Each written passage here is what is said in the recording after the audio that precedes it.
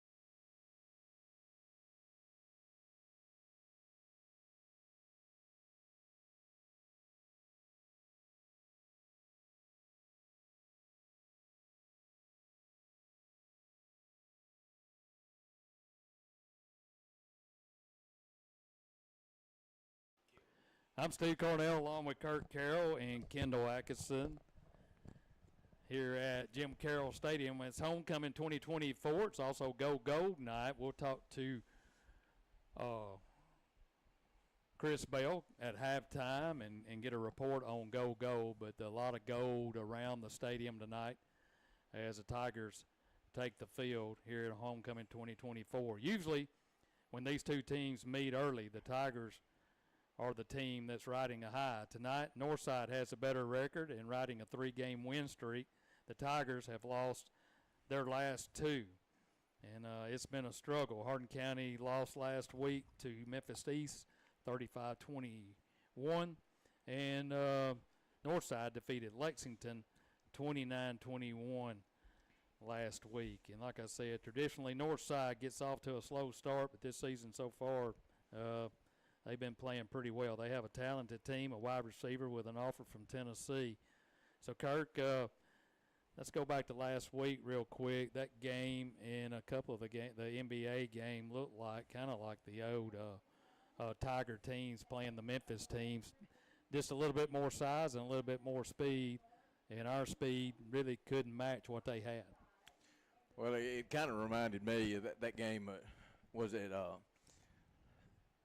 that year Lexington never threw the ball against us. They just ran it, and they had that good running back, little small, strong running back.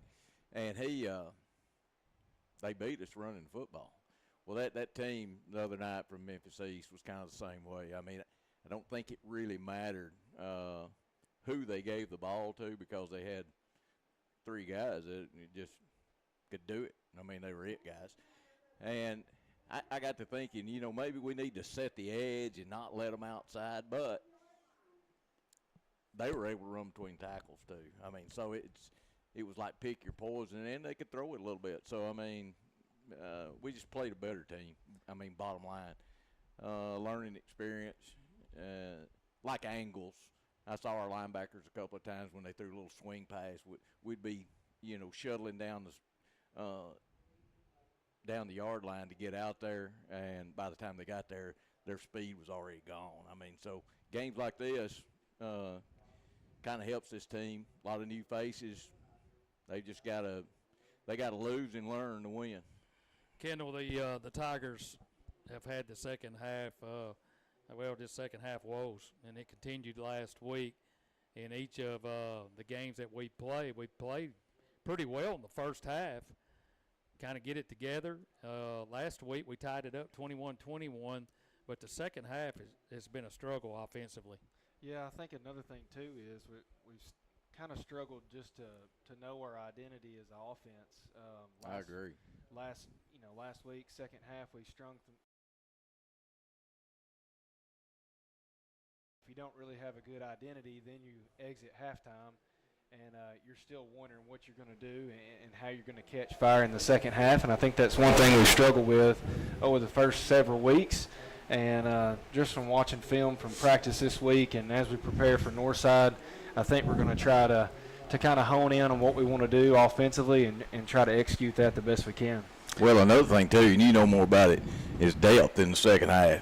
And when you're having to play 100% constantly to stay up and you're not getting much relief from the sideline, you know, if your ones are having trouble, you know, defeating the team or winning the line of scrimmage, your twos really will be. So I mean, I think that's another factor in the second half is just fatigue, which you can't do anything about that if you just don't have quality depth. And you know the defense have given up some points as well, but they've been on the field a lot. Oh, yeah. Especially in the second half, and you know they've really in the last couple of games they've played more plays on the field than our offense have been out there. I mean, it's just you can only do that for so long, especially when you're thin. Well, then another thing that and we talked about this a lot. I mean, they you know been suicidal on a lot of their plays where they created turnovers. They made things happen.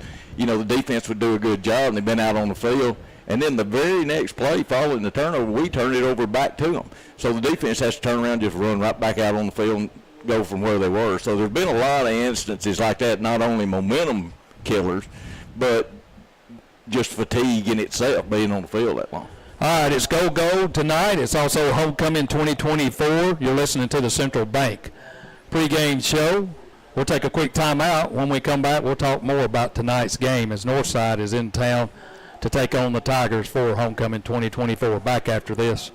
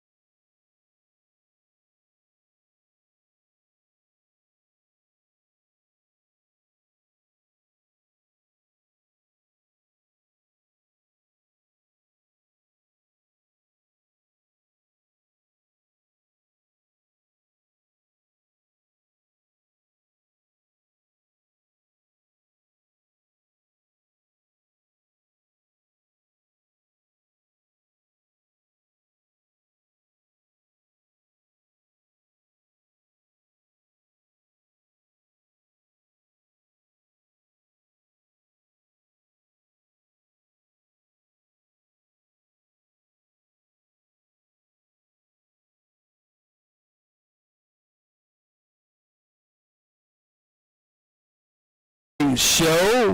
The Indians are in town of Northside, and Kendall, I was talking earlier about how Northside usually gets off to a slower start, but this year they haven't done that, and you've watched them. You know a little bit about what they put on film. We do know they have a wide receiver that has committed or has an offer to Tennessee. Just an outstanding athlete. He's a basketball player as well and plays baseball for Northside. So he could be a handful tonight. Yeah, he's a good player. He's actually got offers from Tennessee, Kentucky, Vanderbilt, and Liberty, and all those came in a span of about 5 months. He's about 6'1", 180.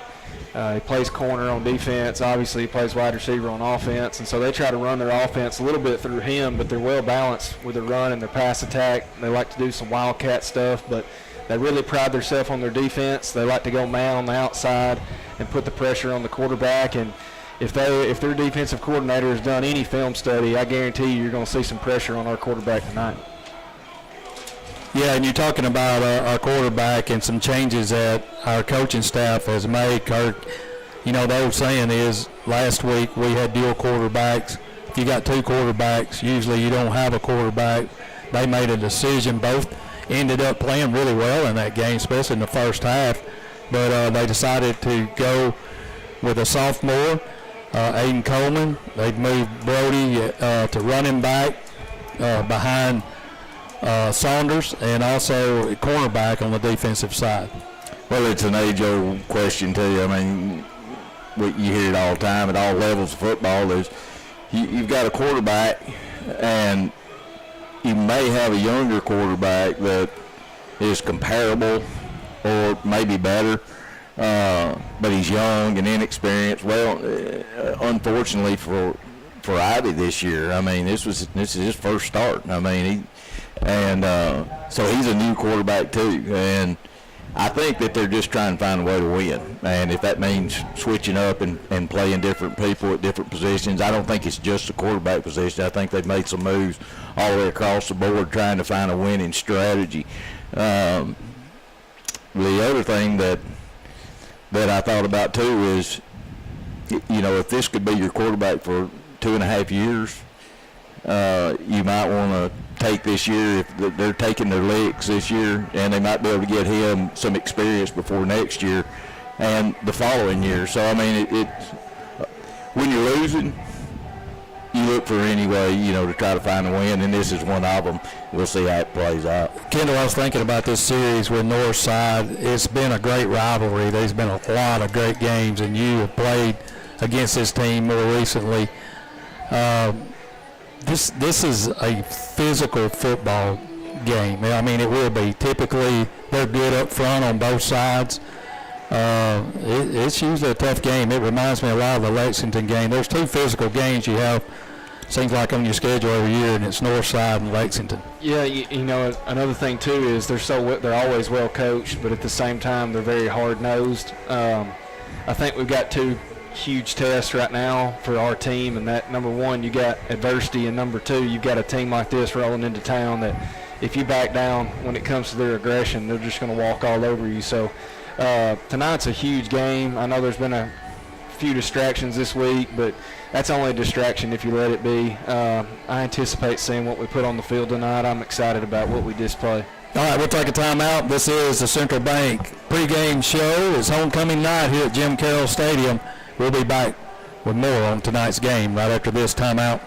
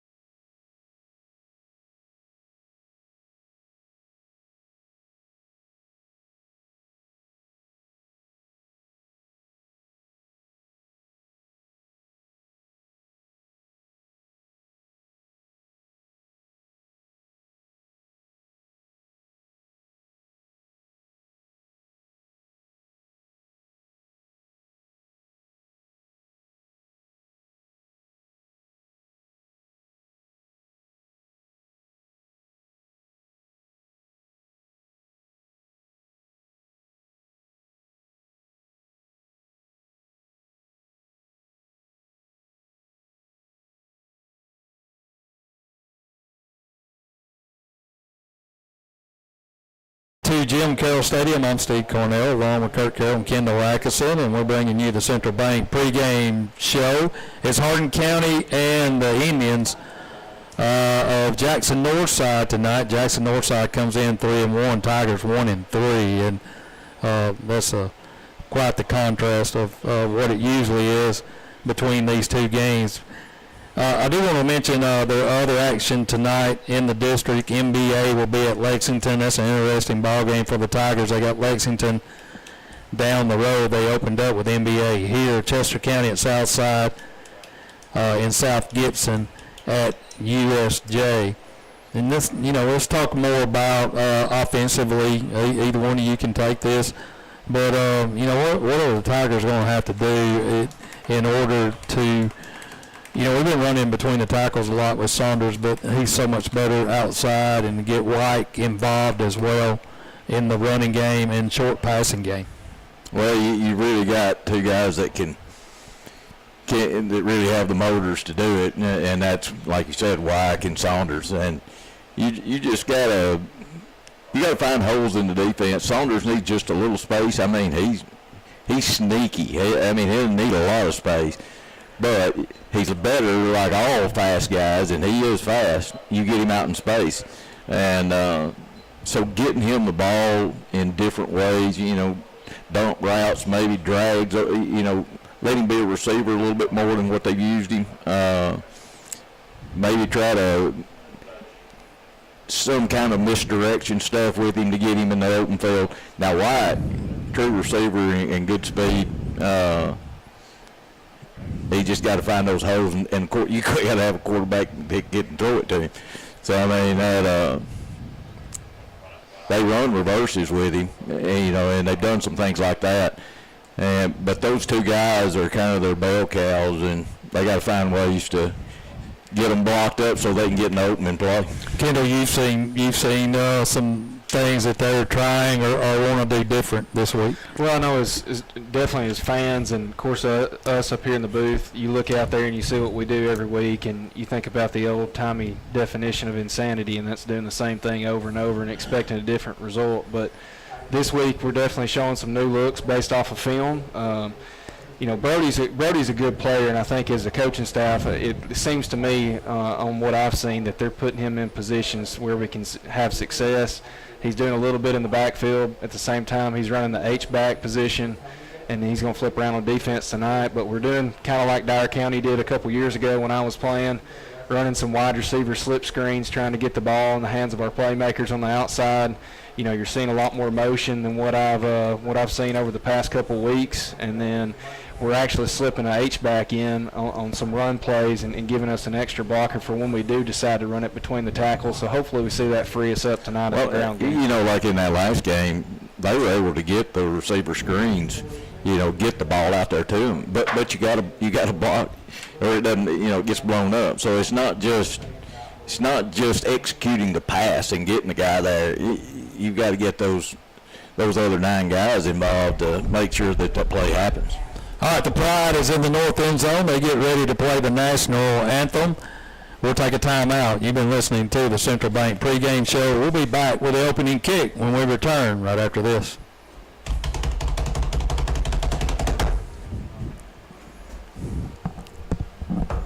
It'll be a few minutes.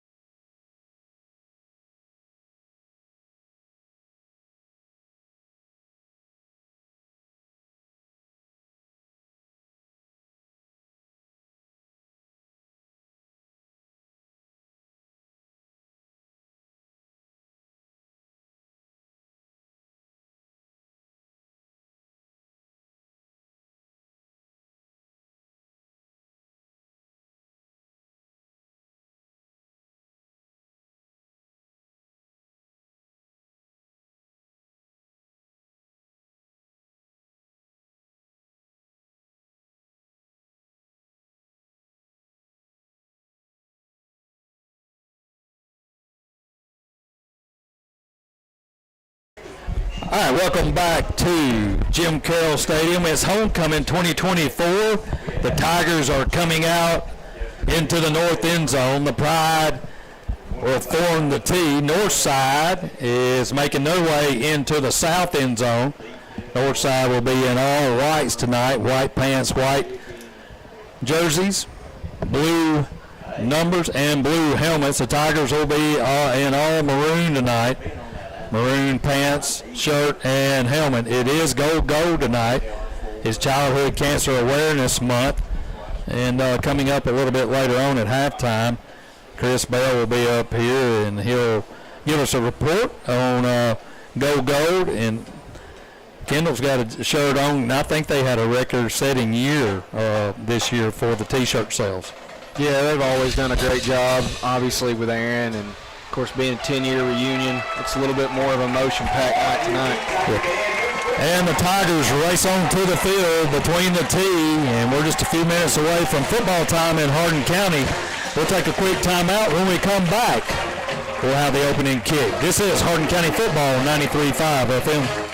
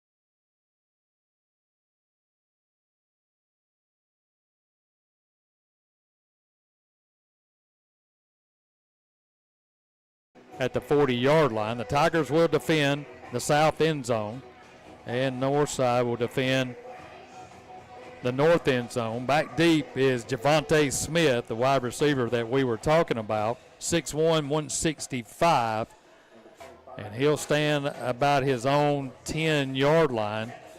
And we're just a few seconds away from kickoff. Mr. Official says kick it away. So approaches the football. It's a high end-over-end kick. It's going to be taken by an up back at the 15, 20, at the 25, and they'll run him out of bounds at the 27. So they'll take over first down and 10 at their own 27-yard line. I don't know if he can play or not, but he sure looks good in the uniform. He passes the eye test. Who's 25. Javante Smith. He's the one that's being heavily recruited. You're about to find out. Well, another thing, too, is, if you're not real athletic, it's harder to get off block. We talk about gang tackle. It's hard to gang tackle if you can't get off your block and get out there and help with the tackle, be part of the gang. So they'll empty the backfield, and now Javante Smith will come in the Wildcat. Here's a snap, gets through his hands, and he's going to pick it up and try to get outside, breaks a couple of tackles, and then he's going to be knocked down back at about the 26. That's a good way for us to start. It's a good snap, just went right through his hands. Speaking of that gang tackling, we ended up with about 6 guys out there. Some of those angles they took, though, Kendall, did you say? Yeah. They weren't ever going to get him, Almost made it back to the line of scrimmage.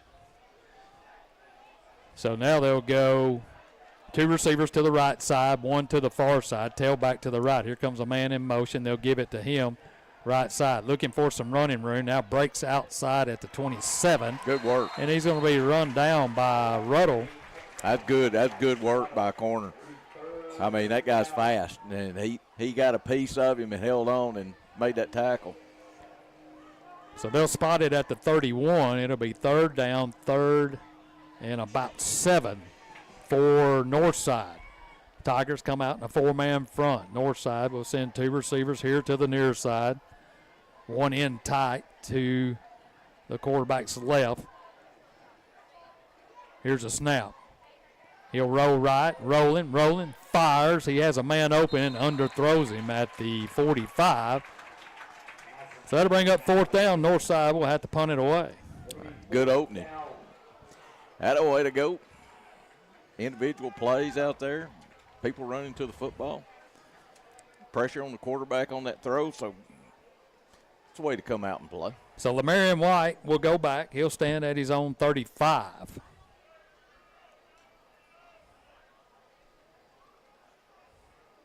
Tigers look like they want to come after it, as they've got everybody at the line of scrimmage. Here's a snap. It's high. Here comes the pressure. He'll get it away. It's a short kick, and that's going to take an Indian bounce at the 45 and roll down to the 30. So he had to get rid of it quick. It was sort of a low spinner, and it gets an Indian roll, and the Tigers will take over first down, 1st and 10 at their own 30. Yeah, the punt was so bad you couldn't field it.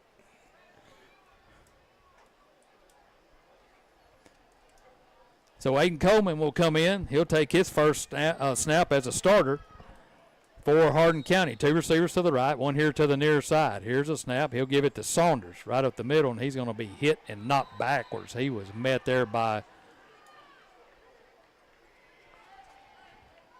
Here's a linebacker. two linebackers that came up. Well, it also was safety, too, at 23.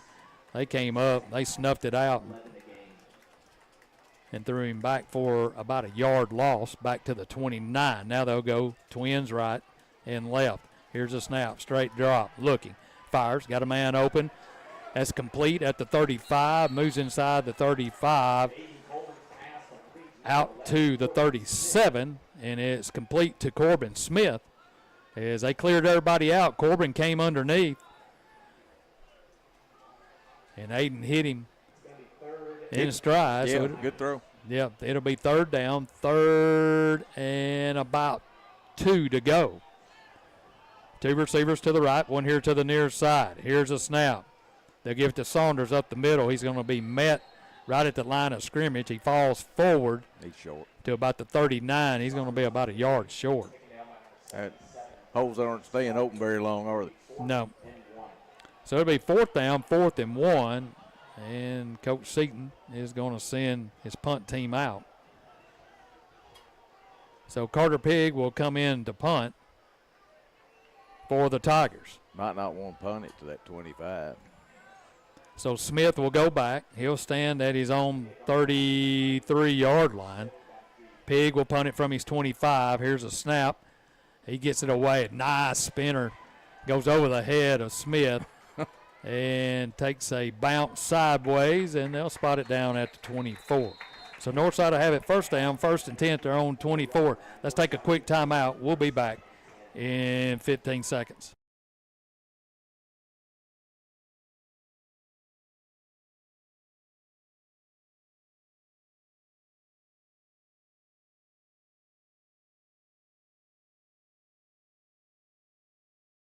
First down, 1st and 10 Indians. No score, 8:35 to go here in the first quarter.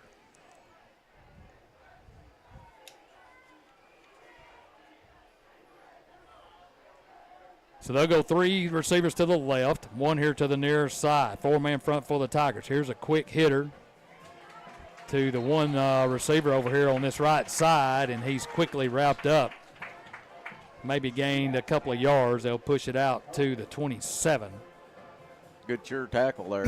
That's Ruddle again, isn't it? Yeah. So it'll be second down, 2nd and about 8 for the Indians. They'll go shotgun formation, receiver left. They'll go trips to the right now. They're scrimmaging from this hash on this side of the field on the west side. 4-man front for the Tigers. Here's a snap. Straight drop, fires, and throws it over everybody's head. He threw an out. Receiver run it to the inside. And that'll bring up third down, they got 7 on the board. Third down, 3rd and 7 for Northside. So another third down play for the Tiger defense. Maybe they can get off the field again. This time he'll send a receiver to the left, 3 out here to the near side. Shotgun formation, 4-man front for the Tigers. Here's a snap, straight drop. Looking to the right now, he'll fire. It's a screen underneath. He's going to have the first down. That's a good play call right there as he hit his tailback. That's Hudson. And they pick up the first down on 3rd and 7. They'll push it out to the 39. So it'll be first down, 1st and 10 for the Indians. Yeah, I mean, it really wasn't there. I mean, we had guys around him. We just couldn't get him down. So now they'll run a bunch formation this time with Smith at quarterback. Tigers trying to get lined up. He'll give it to the his tailback, and he'll pick up a couple of yards as they went to the left that time. That was number 5, Jenkins, in at quarterback. You know, all those every coach just constantly yelling, set the edge, set the edge. And when we talk about guys getting outside, that's what we're talking about is they're able to get outside and turn it upfield and use their speed. And you've got to set that edge and not let those guys get their shoulders turned up north and south. Now they'll put Howard way out here to the right. Here's a snap. This time he's just going to take the snap, and he'll pick up the first down. That's Howard, or excuse me, Jenkins, the quarterback. That's just power play. I mean, they basic blocking technique, just fired off and got us on our heels. They're going to call it a first down. They were over there looking at it. Now they say move the chain, so they will. So it'll be first down, 1st and 10 at Northside's 49. Jenkins in the shotgun. Here's a snap. Same He'll thing. give it to his tailback. Right up the middle, has running room, running over Tigers at the 40. Still on his feet at the 30, 25, and 20. And he'll be knocked down right at the 20-yard line. Another first down pickup. And this time they're just running right at us in the middle of the field. Yeah, they figured out they can win the line of scrimmage. They're just they're getting shoulder to shoulder with two blocking backs and giving it to that guy, and he's running right behind them. It looks like they're mowing the grass when they're coming through there. So it'll be first down, 1st and 10 Northside. Jenkins in at quarterback now for the Indians. Here's a snap. They'll give it to the tailback again. This time he's hit in the backfield, and they stack it up there, and he picks up maybe a yard to the 19. Better job by the defense then. I mean, they got lower, didn't let them get a push, and wasn't anywhere to go. Adams on the tackle. That may bring him out of that set and let them spread it back out again. It looks like they're kind of staying in that power formation. Yeah, they're keeping Jenkins out there. One back behind him. Now they're going to send two receivers to the right. Wing formation, high snap. He's going to keep it. Now he's just going to flip it out. Whose ball? Is that forward or back? Well, they're calling it incomplete. It looked almost backwards. It went out of bounds. He started to run. His receiver out here, Howard, was wide open, but he flipped it over the top of his head. So that'll bring up third down, 3rd and 9. Now they'll bring in the passing quarterback. Yeah, that one was not the passing quarterback. No. He kind of just shot put it out there. He didn't even really throw it. He just kind of. I thought he would have had some yardage if he would have just kept it. I did too. So now they're moving players in and out. Hudson in at tailback. He'll stand behind the quarterback in shotgun formation, two receivers to the right, one on the left. Here's a snap, and now they're going to try to reverse it with Smith. He breaks a tackle there, still on his feet, going down the sideline, and he may have enough. No, they're going to say he's out of bounds. Short. Hey, it may be. It may not be short. I don't know where the other stick is. Yeah, he threw it down and took off running. He's going to be about 2, maybe 3 yards short. That was Smith. But that's a great example right there. I don't know who it was on our backside that read that. They read the play. Yeah, I mean, they were there. back. And he couldn't make tackle, guys.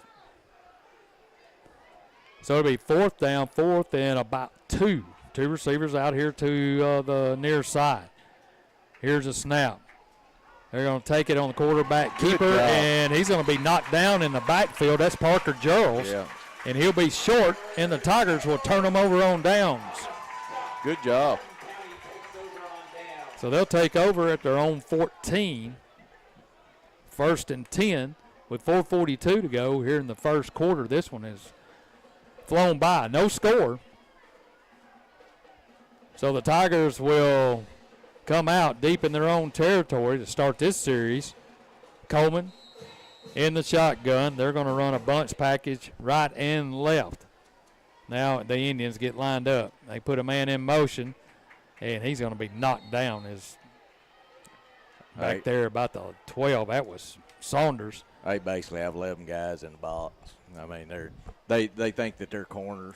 They're coming up there playing man on our wide receivers, and then they're dedicating everybody else to the run. They've got their safety 5 yards off the ball. I mean, we lose 2 yards, so it'll be 2nd down, 2nd and 12. Cut this time. Coleman is going to keep it. Has a little bit of running room. He gets to the 15-yard line, and then he'll be run out of bounds at about the 17. So that'll bring up a 3rd down, 3rd and about 7 to go for the first down. 3:53 to go, clock counting, no score here in the first quarter. basically a 5-man front, and they got a lot of people up around the line of scrimmage. They got 9 in the box right now. Got to throw it. Where do you want to throw it? Now a man goes in motion. That's Eliff. They're going to fake it to him, and the receiver is going to be pushed out of bounds, and here comes a flag. As they're going to get Smith, he got a hold of White and just pushed him out of bounds. at about the 25-yard line. We Right. didn't have a chance. Yeah, but I don't know if the rules changed, but that you can block. You can block. Now, they may get them for holding, but you can block the receiver until the quarterback throws the ball. I mean, that was not illegal based on the way the rules were 20 years ago. Well, he grabbed him and was holding him and just running completely out of bounds and still had a hold of him. But they are going to What call do holding. They called holding. They called holding. So that'll give the Tigers a first down, a Hardin County Bank first down, as they'll move it out to the 27-yard line. All those coaches that are looking at him college, they'll like the way he played that. First down, 1st and 10. From the Tigers' 27-yard line. 3 receivers to the right, 1 here to the near side. Shotgun formation. That's Coleman. Saunders, the tailback. Here's a snap. Straight drop. Now here's a whistle. Off sides. Defense. So we'll get 5 more out of it. So it'll be 1st and 5. They'll push it up.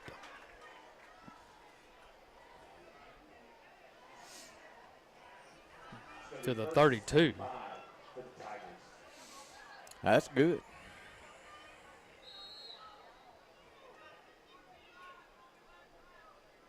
So Coleman looking over to the sideline. They're scrimmaging on this near hash over here. The Tigers are going from the south to the north.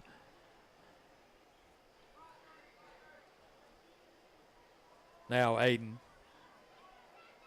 Take a look at his wristband. Saunders to his right. They run a bunch package to the right. Now a man comes in motion. That's Ruddle to the right. Straight drop, looking. Fires down the middle of the field. It's going to be caught at the 50-yard line, at the 45, inside Indian territory at the 41. Great catch there by Elif. Yeah, Elif brought it down with one hand, made the catch. 2 linebackers were out of place. It was a good look and a good throw. And a better catch. So another Hardin County Bank first down on the pass from Coleman to Elif. And they move it in Indian territory. First down, 1st and 10. But I mean, Kendall, the middle's got to be open because they don't have a safety. Well, Wyke would have had 6 there. I don't know if you saw. We had 2 guys open. So now they walk everybody up again. White goes in motion. They're going to give it to him right side, trying to string it out. Now he'll turn it up at the 35, and he'll be rolled out of bounds or close to the boundary over there, about the 33. Yeah, good positive yard. The boys got some pep in their step, too. I can see them. They're bouncing up off the ground, ready to go again. So they're going to give him 9 on the carry. It'll be 2nd down, 2nd and 1 from the 32 of Northside with 1:31 to go here in the first quarter. Coleman brings them to the line. 3 receivers left, 1 here to the near side. Single coverage over here. Here's a quick throw to White, and it's going to be low, and he didn't have a chance. In fact, he caught it, and we're going to lose yardage back. Did he catch it? Yeah. Well, that's the worst thing. So I had to bring up 3rd down, 3rd and about 3, maybe 4. The number one thing about throwing those wide receiver screens is you got to get the ball out there in a hurry. Well, if you're running press coverage, it doesn't matter. I mean, Yeah. you can't run that route against press coverage. No, I mean, it's just right up in your face. And then the snap was high. You had to jump up, and then the timing was completely blown. That's experience. If he'd have been really thoughtful on that, he'd have just thrown it over his head out of bounds. 3rd down, 3rd and a long 2. Trying to hard count. Now he'll look over to the sideline. And we're going to call a timeout. So we'll take a timeout with them. 1:19 to go here in the first. No score. You're listening to Hardin County football right here on 93.5 FM.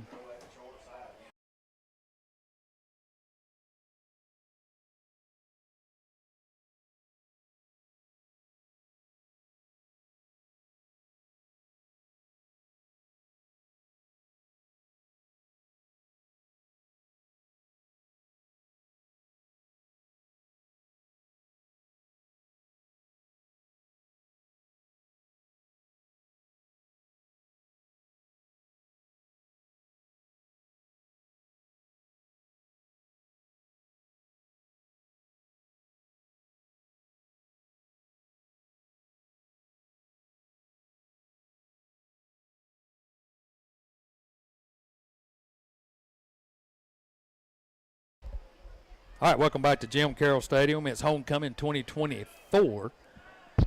1:19 to go here in the first. No score. Tigers at the Indians 33. Third down, 3rd and 2. Here's a snap. Saunders trying the right side. And now he found some running room across the 30 to about the 28. That'll be enough for a Hardin County Bank 1st and 10. Yeah, great block there by Hardin.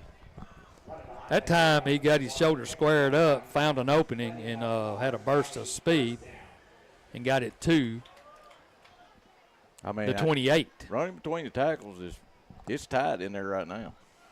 Here's a snap. Saunders right up the middle. Has running room. He's at the 25. He's at the 20. That's he's six. at the 15, 10, 5. Touchdown, Jacob Saunders. Woo! He found the crease, got outside. Smith got turned around, and when he did, Jacob blew by him. And the Tigers strike first. Yeah, that boy everybody's recruiting.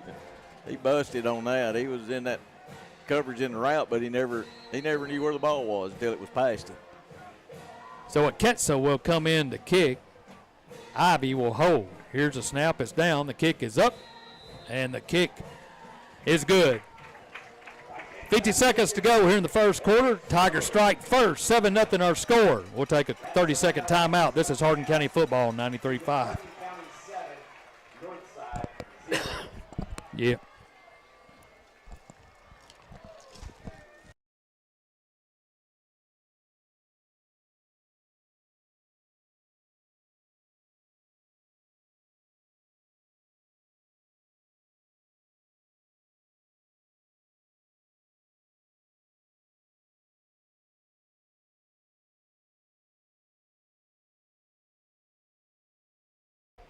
Scoring drive powered by Jones Motor Company. The Tigers go 7 plays, 87 yards, and a 28-yard touchdown run from Jacob Saunders gives the Hardin County the early lead, 7-0. Hey, I would like to invite you to go over to Poppy's Barbecue and play the Pick 6. Get your tailgate party pack. They got a special going on for this Saturday. And be sure to play Pick 6 and your chance to win a Poppy pack for your next tailgate. That's Poppy's Barbecue over in Crump, Tennessee. Here's a driving kick back to about the 14, and they'll get it. Here he comes to the outside, breaks the tackle at the 30. There's a flag, still on his feet at the 40. Ball's on the ground. The Tigers are jumping all over it. Did we get it or did they get it? Man, we had it. Looked like Kenny right there had it, and now they say the Tigers do have it. Golly. But we got a flag. If we'd have lost that's kind of there. I saw the receiver. I didn't think it was a face man. Oh, they got a block in the back. Good. Well, do we have the football or do they have we'll the decline football? the penalty and take the ball. Well, they seem to think they have it. Well, they're not going to have it. They done. I think he pointed the wrong way. I think. Well, what are they I don't know what they're doing. That official over there on Northside sideline, he's pointing in different directions. I think they recovered it. That'd have to be it. And they've got a block in the back here at the 21. He showed some speed on that. Man, Sure I'd much did. rather have the football. Mm-hmm. They didn't have but one guy in the whole. I was curious to see what we do special team wise though. That was an moment though. Oh, yeah. I mean, he was Shaboot. he was fixing to. He didn't have any blockers. He was just running. Yeah. So it'll be first down, 1st and 10. Northside has it back at their 11. 37 seconds to go here in the first quarter. 7-0 Tigers. They'll go 3 receivers left, one here to the near side. They're working from the right hash. Here's a snap. Now the quarterback's just going to pull it down, and he's going to be hit and met by a whole host of Tigers, and they're driving almost out of bounds. That's Pig, Adams.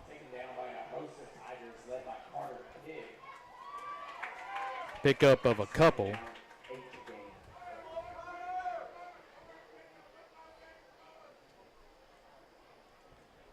So it'll be second down, 2nd and 8, and they may just let it run down.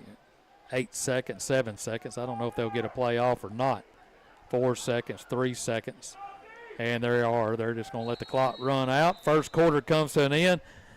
Hardin County leads it after one quarter, 7-0. We'll take a timeout. You're listening to Tiger Football.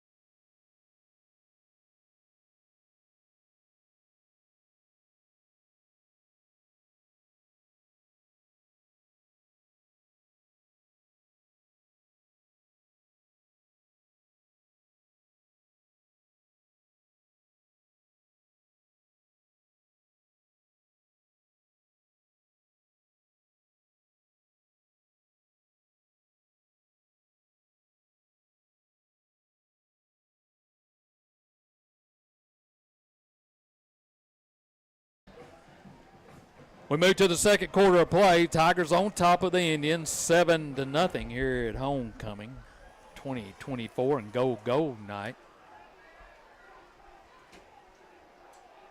It'll be second down, 2nd and 8, 4-man front for the Tigers. Here's a high snap, quick throw, slip screen. He's going to be hit and dropped. Adams is having a night. That's Smith as they tried to get him on the quick hitter, and he was met by Adams before he could make a cut. And they stop him at the 15-yard line, where it'll be third down, 3rd and about 6.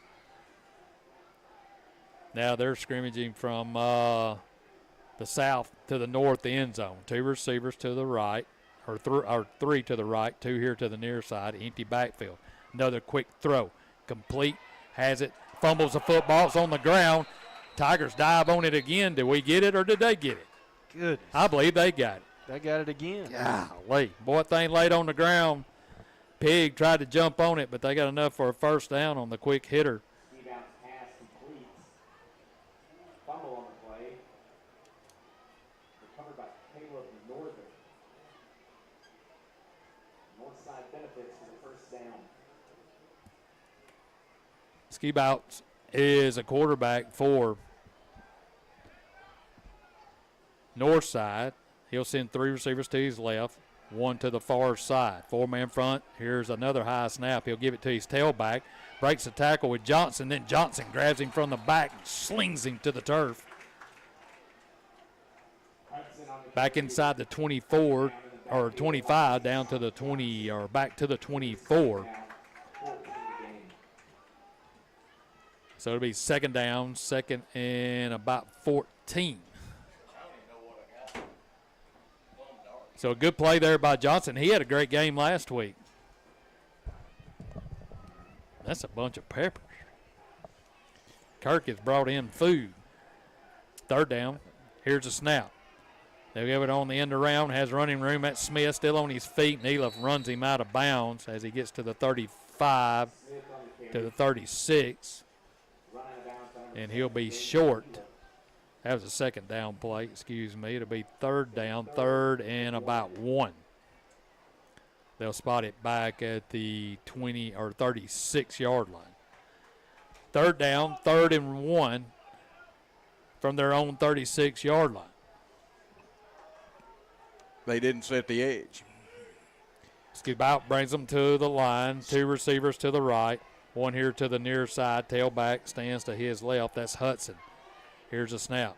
He'll fake it to Hudson, goes up the middle, and Pig gets him and drives him backwards. Rasback also in there on the tackle.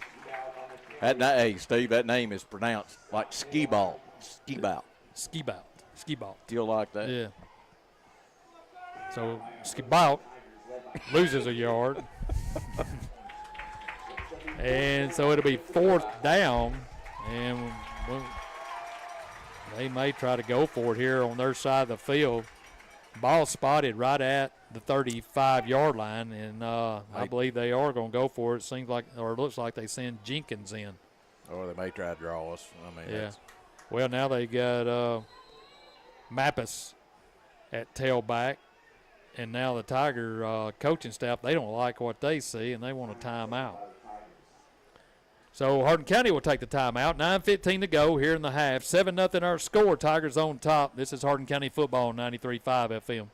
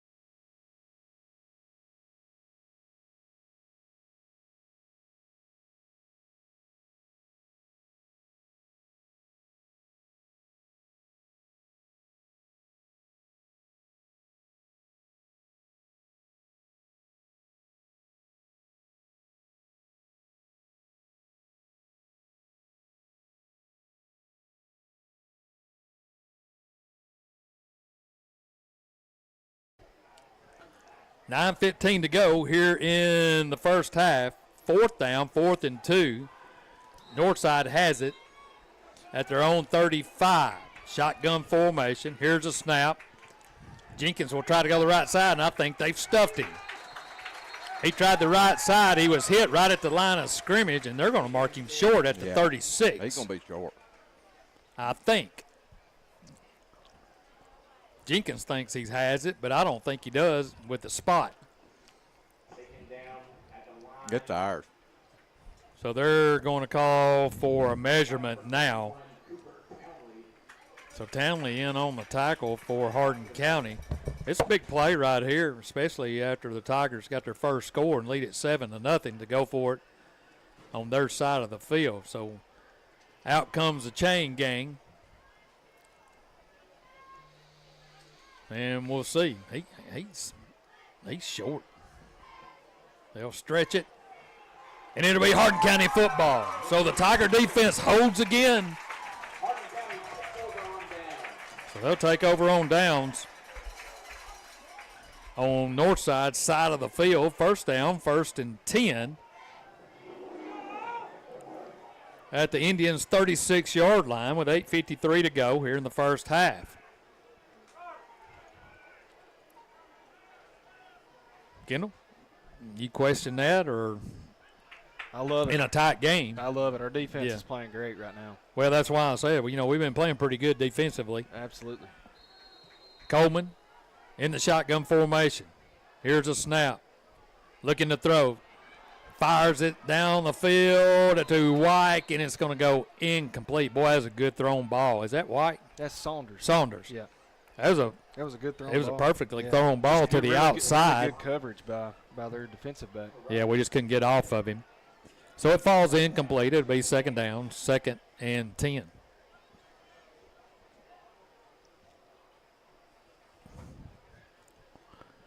So Coleman will bring them to the line. 2 receivers here to the near side, 1 to the far side. Ivy in at tailback. They'll give it to him. He fumbles the football. They pick it up, and they're going to go all the way.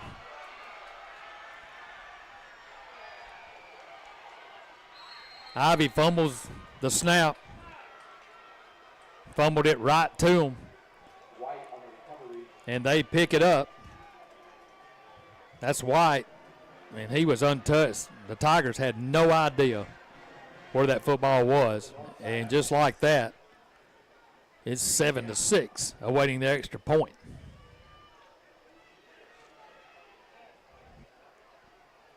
So we gave them a freebie there. You know, you hold them on that side. That's the same thing that Kurt's talked about 1,000 times. We do something positive, and then we gave it right back to them. This time they took it to the house. Yeah, I mean, that's 5. That's a bunch of times. It's the worst time you can have a turnover is right after you've got the momentum from a turnover. Moore in the kick, puts it up. It's blocked. So 8:35 to go here in the first half. Tigers hold on. 7-6 our score. This is Hardin County football. We'll be back in 30 seconds.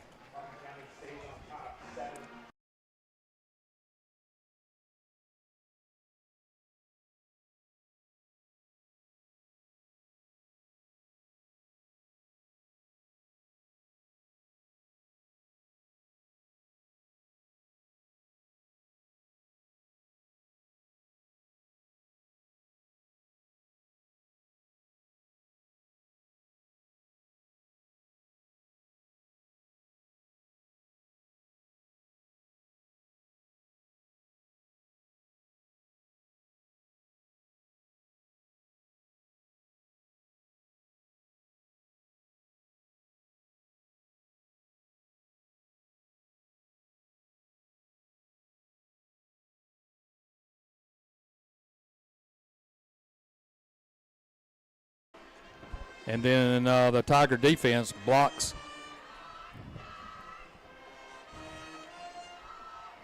the extra point. So Skibat will kick it off. Skibat. Yep. Skibat will kick it off for Northside. Here is a line drive kick. It's going to hit at the 10 and go into the end zone. That's a laser. And they'll have it first down, 1st and 10.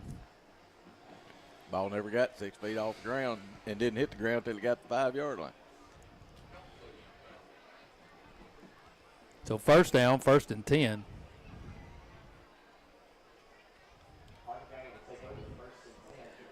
First and 10 at their 20-yard line, or our 20-yard line.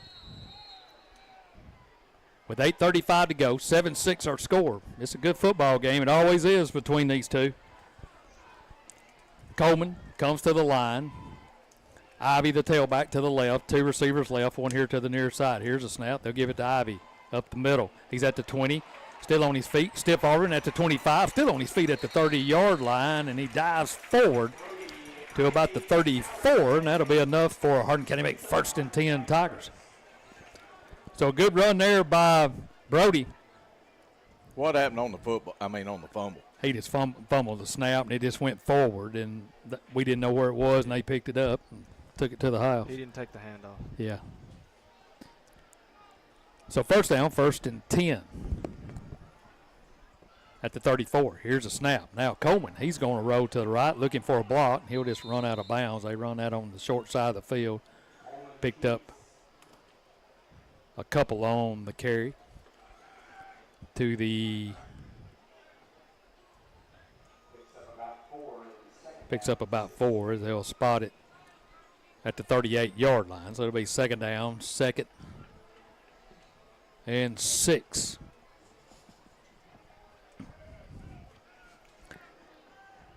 Clock stops with 8:08 as Coleman was run out of bounds.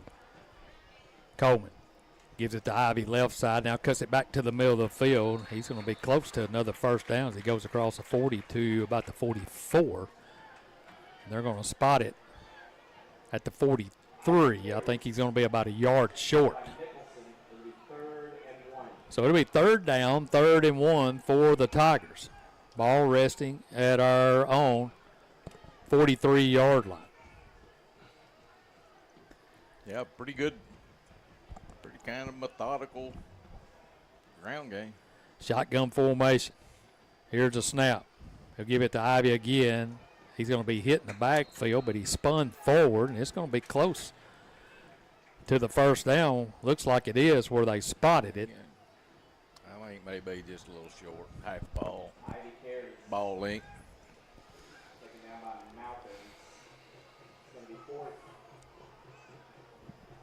So Malpin's in on the tackle for Northside. It'll be 4th down, 4th. And now they want to take another measurement. They'll bring it all the way across the field. I want to remind you at halftime, stay tuned for the Central Bank halftime report, also our Tiger report. And Chris Bell will be with us as well. And in the morning, your Sports Saturday starts at 8 a.m. right here on 93.5 FM with Coach to Coach, followed by Sports Talk at 9, and then Tennessee football. The Ball Network takes over at 4:30. Gosh. And they'll lead you up to the kickoff at 6:30. That's your Sports Saturday lineup right here on 93.5 FM. So they're about a yard short. What are we measuring here?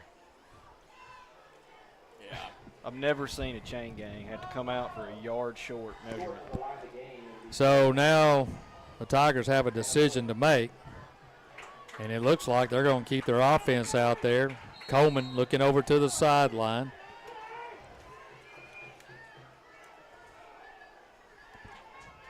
They bring out some more beef as Johnson will be at fullback. Brody behind him. Here's a snap. They're going to push him forward across the 45, 46, a little tush push, and now here comes a late flag. Oh, you got to be kidding me. You got to be kidding me. That's the worst call I've seen in high school football, period. They're going to say that he called a flag because Helping the runner. we helped the runner. I mean, that is unbelievable. So the Tigers had the first down. The flag came in late from the head official. And I mean, it's going to be off from naught. I'm not a nagger about officials, but that right there is, if that's the case, the Philadelphia Eagles would not have made a first down in the last 3 years. Everybody does that. So now they'll move it back. Coach Seaton is out on the field. I don't blame him. That is not an illegal play, but it may be in high school. I don't know. No, they don't even call it in high school anymore. I mean, that helping a runner is like if your back is to the goal line and you're pulling. He still is jawing with the official. He ought to. And now we're going to have to punt it. He'd have a good reason to get thrown out of the game on that right there. I mean, that is unbelievable. So now Pig will come out. He'll have to punt it away. Back deep will go Howard for Northside. We had the first down. It was a good push up front. We really didn't even need the help. But, you know, we did that a couple of games ago down here in the goal on the goal line and scored. Nothing was called. Nobody's going to call that. Here's a snap. He'll get it away. Almost blocked. Oh, what a punt. And he drives him backwards, taking it at the 20-yard line, going to his right. Still on his feet. Gets aside and out the block in the back. There. Here comes flags everywhere. Lord, And Coach Seaton was running down the sideline, and sheesh. Boy, he's animated right now, and I don't blame him. Yeah, it's ridiculous. Well, the thing is, Well, it took that some flag didn't come out immediately. He sat there and thought about it and then threw the flag. So there is a flag back here at the 30-yard line. This one is coming back. If you can't run that play that we just got that first down on, nobody can run it. I mean, it's universal. Everybody does it. Quarterback sneak, everybody pushes a pile. That's pitiful. I guess that's one you turn in. Doesn't do any good for this game, though. Personal foul, illegal crackback block. So a personal foul as they got him for a crackback block.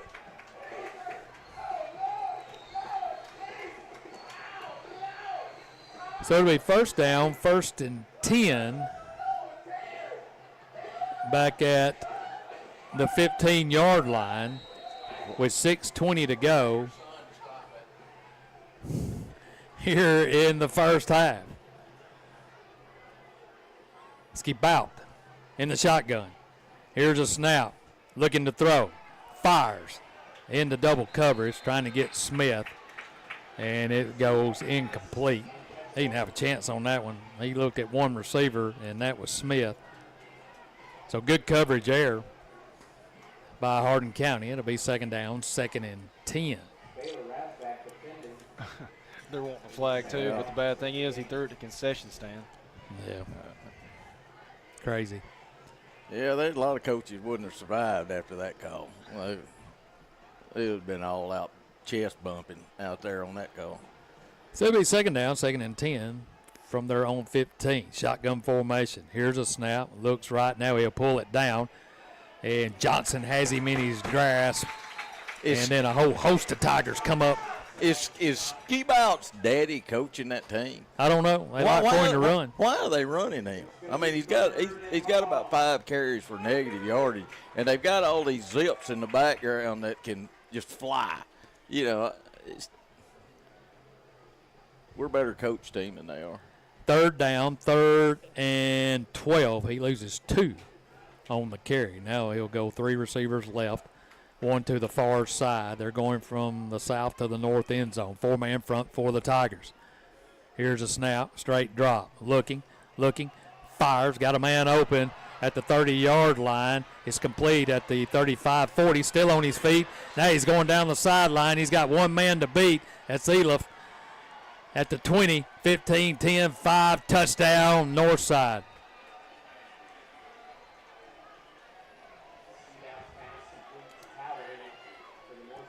So Howard grabs it.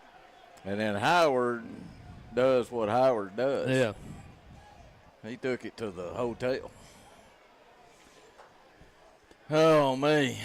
We were there. We just kind of lost football in there. You know, it was I thought we had safety came up like he may even have a play on it. And like I don't know what happened. So they're going to go for the 2-point conversion. It's 12-7 Northside, 5:14 to go, and they line up for the 2-point conversion. Jenkins in at quarterback. Here's a snap. He's rolling to the right. They flood that way, cuts it into the end zone, and the 2-point conversion is good. 14-7 our score. You're listening to Hardin County Football on 93.5 FM. We'll be back in 30 seconds.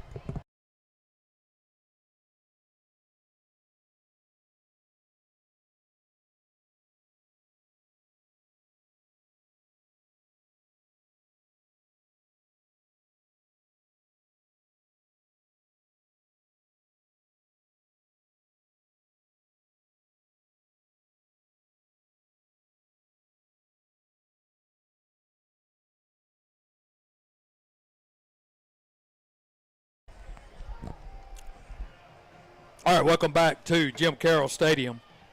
I'm Steve Cornell along with Kendall Atkinson, Kurt Carroll, and Brett on the camera. Streaming live on YouTube channel Slice 93. And also you can catch us live at WKWXFM.com and the WKWX app. So a fumble taken to the house, and then Howard takes a pass from Skibat.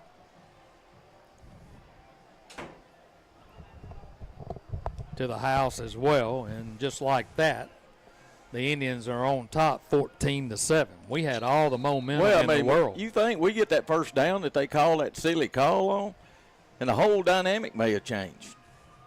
I mean, so Skibat will kick it away. There's a line driver. It's going to be fielded at the 5, 10, 15, 20, 25, 30. And he'll be knocked down at about the 33-yard line. A good return by Lamarion. Well, you know, that line drives like that, if you catch them, the kickoff team hadn't gone 15 yards when you get the ball. You ought to have a good return.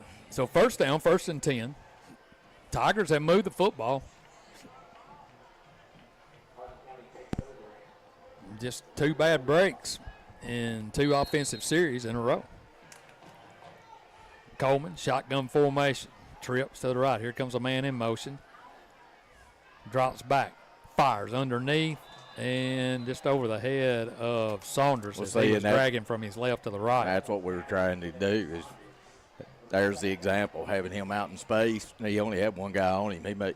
He catches that ball, or if it's a throw on the money, he turns it up. That's going to be a foot race. Ball falls incomplete. 2nd down, 2nd and 10. Clock stops at 5:04 to go here in the half.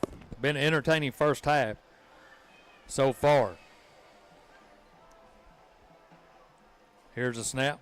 They'll give it to Saunders. Cuts it back up the middle of the field, and he's going to be hit, but drives his legs to pick up an extra yard or two to the 37-yard line. So that'll bring up 3rd down, 3rd and about 6.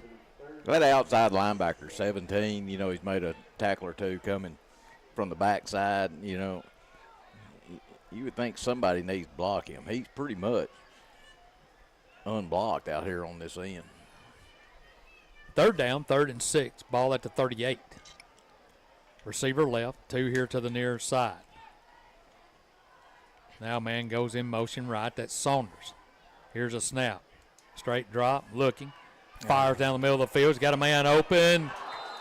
Gets turned around. That was Eliff. And it falls incomplete. He had a step or two. And that time Coleman threw it to the outside. Should have thrown that one to the inside. And the Tigers will have to punt it away again. Had a shot at White running a post. I thought he would, you know, I thought that's who he was looking at. And because they had 2 guys go take the same receiver on the outside route, and it left Wyke open there in the middle. I thought that was who he saw, but he went deep. So Smith back deep. Pig to punt. Here's a snap. No pressure. Gets this one away. It's a knuckleball type kick. It's going to hit. Smith's going to get away from it. And it'll roll down to the 21-yard line. So 4:02 to go here in the first half. Tigers trail 14-7. They're going to have to ask their defense to come up with another stop. Well, see, that's what we talked about too. 3 and out. You don't need those possessions when your defense has already just chased them down the field from about the 30-yard line. So Skibat will come out. He's got a touchdown pass in this game. And this time he'll send a couple of receivers to the right. And now they're trying to get lined up. Now they'll go a diamond formation over here to the left. One receiver to the right. Tigers get lined up. Here's a snap. Quick throw. Complete. Gets a block. He's at the 30-yard line. That's Smith. He's going to be rolled out of bounds. But he'll have enough for the first down as he gets to the 36-yard line. So it'll be first down, 1st and 10 from the 36. They're getting that one block out of here on the outside, and he's got enough speed. Oh, yeah. That's all he needs, a little window. He's an athlete. What grade? Is he a senior? He's a sophomore. I mean a junior. Junior? Yeah. That makes sense. So it'll be first down, 1st and 10 at the 36. 2 receivers to the right, 2 here to the near side. Hudson, the tailback, to the left of Skibat. Here's a snap, looking right, looking, fires, and it's going to be complete right in front of the defender at the 40-yard line. We were all over him. And ball. Had leverage. And ball floated. Yep. Almost got his sack on that. That was head on coverage for Hardin County. And they move into Hardin County territory, 1st and 10 at our 39 with 3:35 to go. They're not a good throwing team. We just need to be a better now Hudson, defensive team. Skibat out there. Now Smith in motion. They're going to give it to him on the jet sweep, trying to get outside.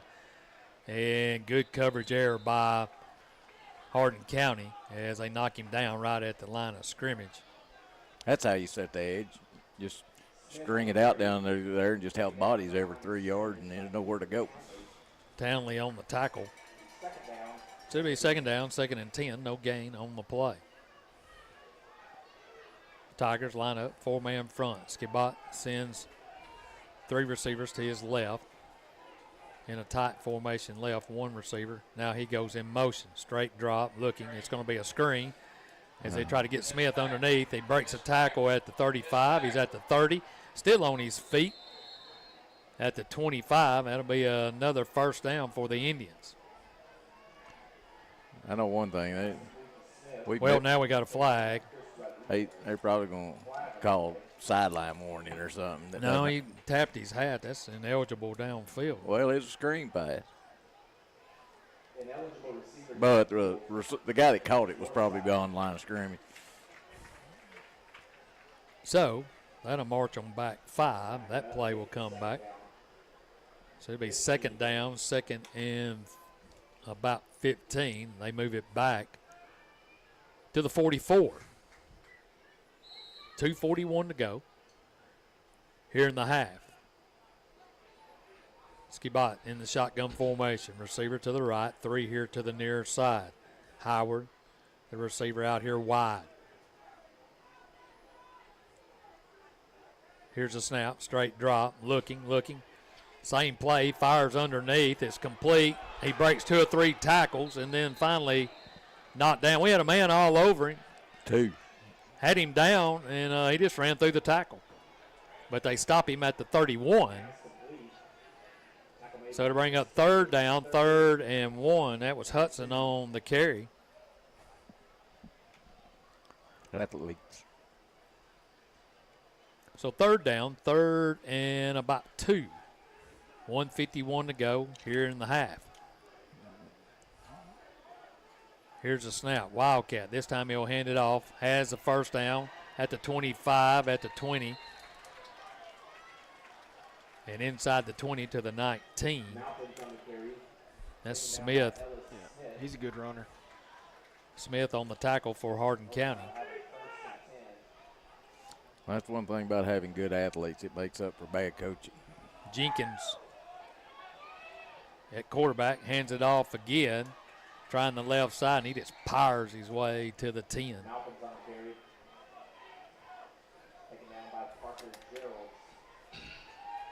That's Malpin's on the carry for Northside. Second down, 2nd and 3. 1:05 to go here in the half. Jenkins in the shotgun formation. And now Coach Seaton sees something he doesn't like, runs down the sideline. He'll call his final timeout. Well, they say we have 2. I thought he's called 3 so far in this half. But anyway, 58 seconds to go. We'll take a quick timeout with them. You're listening to Hardin County Football right here on 93.5 FM.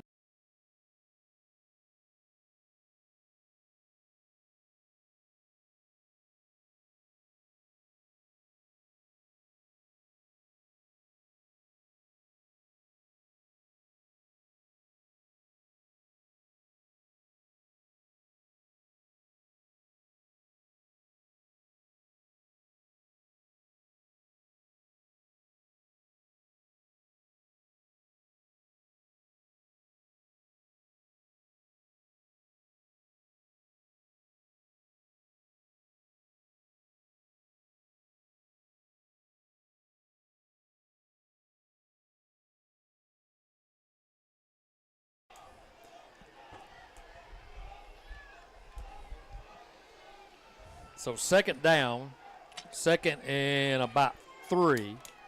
The ball is at the Tiger 11, 58 seconds to go.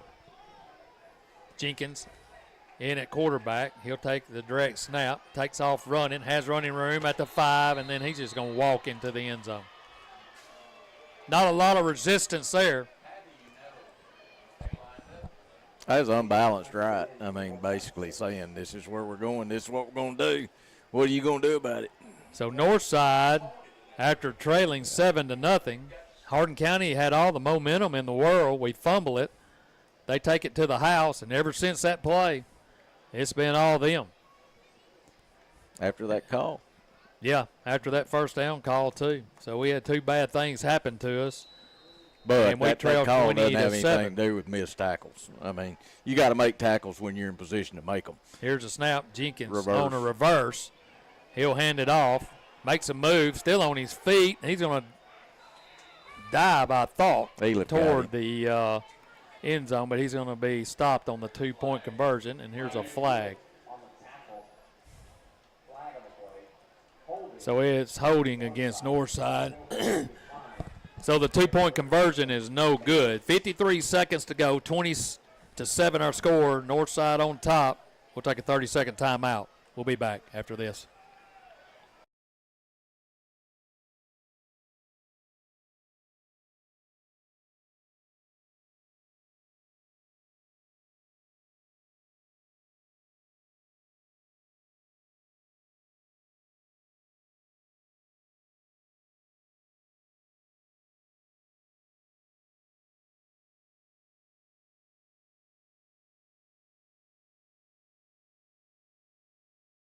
We made them look good.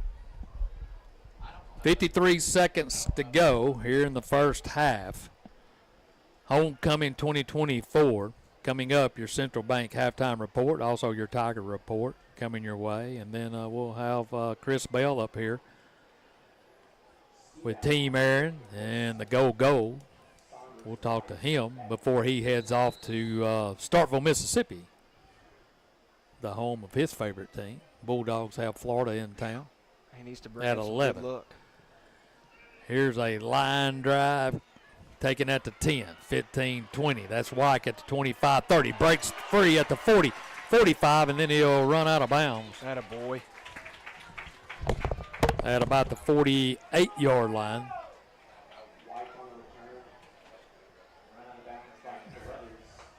So it'll be first down, 1st and 10, 46 seconds to go. The Tigers have a timeout. So Coleman will bring them out, 1st and 10 from our 47-yard line. Two receivers to the left, 2 here to the right. Here's the snap, straight drop, looking, fires. Got a man open, that's White, breaks free, and it's going to be picked off by Smith.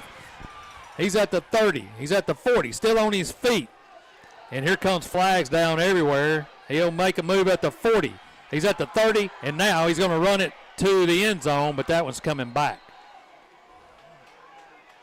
Man, he had White wide open, underthrew it a smidge, and Smith he just snatched it out of the air. They're gonna love seeing that on film because he just closed on the ball and then. Yeah, it wasn't that bad of a throw. Wasn't that bad of a throw. I mean, he just made an incredible play. I thought, when I was officiating, that's the way Jabari Greer played. I mean, a lot of similarities to their body types and how they move and slide when they run. I mean, just smooth.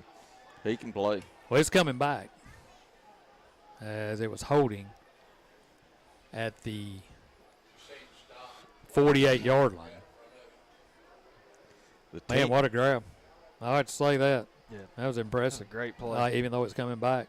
Like you said, it was a good throw. It was a great – I thought it was perfect. I thought he had him in stride, and I thought, well, Smith's going to get him from behind. But, man, he just reached up and grabbed it out of the air, and they'll move it back to the 42. Is that what they call ball skills? I guess so. So 24 seconds to go. Northside has it. They have 3 timeouts. And they'll have it first down, 1st and 10 at their own 42. They'll send the receiver way to the far side, 2 here to the near side. They're scrimmaging from the near hash. Now man goes in motion right. Here's a snap. They're going to hand it to the tailback, and he's going to be swallowed up by Big Johnson and knocked backwards. I don't think I'd run that again. They had a lot of eye candy going, Yeah. and then they gave it to Carruthers, and he's probably going to the huddle going, let's don't do that again. He dropped back to take it was a draw play is what it was, from an up back who dropped back to the quarterback, and while they were showing a speed sweep. So Northside will take a timeout now with 8 seconds to go here in the half. We'll keep it right here. The homecoming 2024 as we'll have the Central Bank halftime show. That's coming here in just a few minutes. Maddie Bible has returned. She's been out for a couple of weeks. What were you on injured reserve or something? Hadn't seen her. She didn't. I don't guess she travels, Kurt. Now some people are just above. Is that what it is? Yeah, some people are just above everybody else. And well, it did rain at South Gibson, so yeah. But anyway, she's back with us. She'll have the Tiger Report coming up, and also we'll talk to Chris Bell. I want to remind you in the morning, Sports Saturday starts at 8 a.m. with Coach to Coach, followed by Sports Talk at 9, and then Tennessee football at 4:30 tomorrow afternoon. So Skibat will come back in. He's got 3 receivers here near side, 1 to the far side. Man goes in motion. Saunders playing corner. He's looking, fires over the middle of the field. It's going to be knocked down, almost intercepted by Elif. We could potentially have had 3 interceptions this game.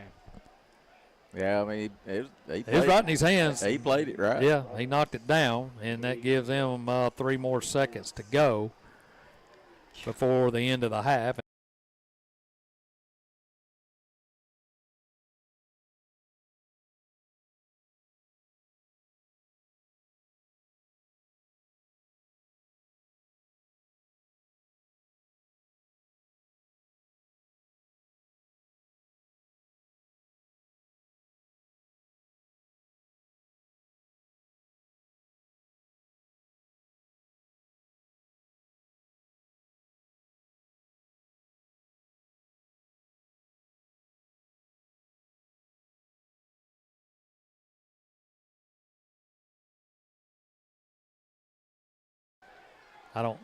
They're going to have to hold up a minute because there is a flag on the play. If it's against them, we'll decline it. Yeah. It is against the offense. I think it's a clip. It is. It's against the offense, so they said y'all can head back to the locker room. We're at halftime. Northside 20, Hardin County 7. Stay tuned for the Central Bank halftime report. That's coming your way when we return.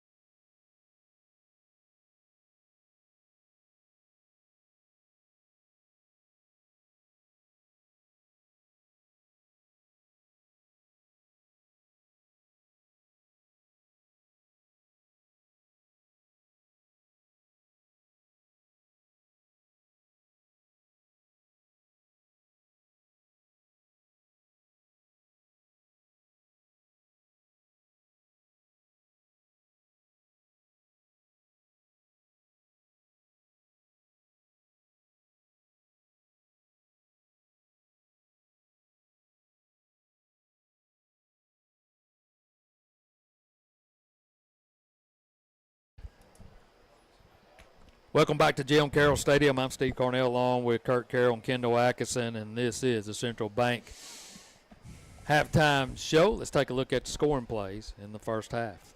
Steve, Hardin County wins the toss, and they defer to the second half. Northside on their first drive, they go quick 3 and out and punt the ball to Hardin County. Hardin County returns the favor. We go 3 and out and punt the ball right back to Jackson Northside.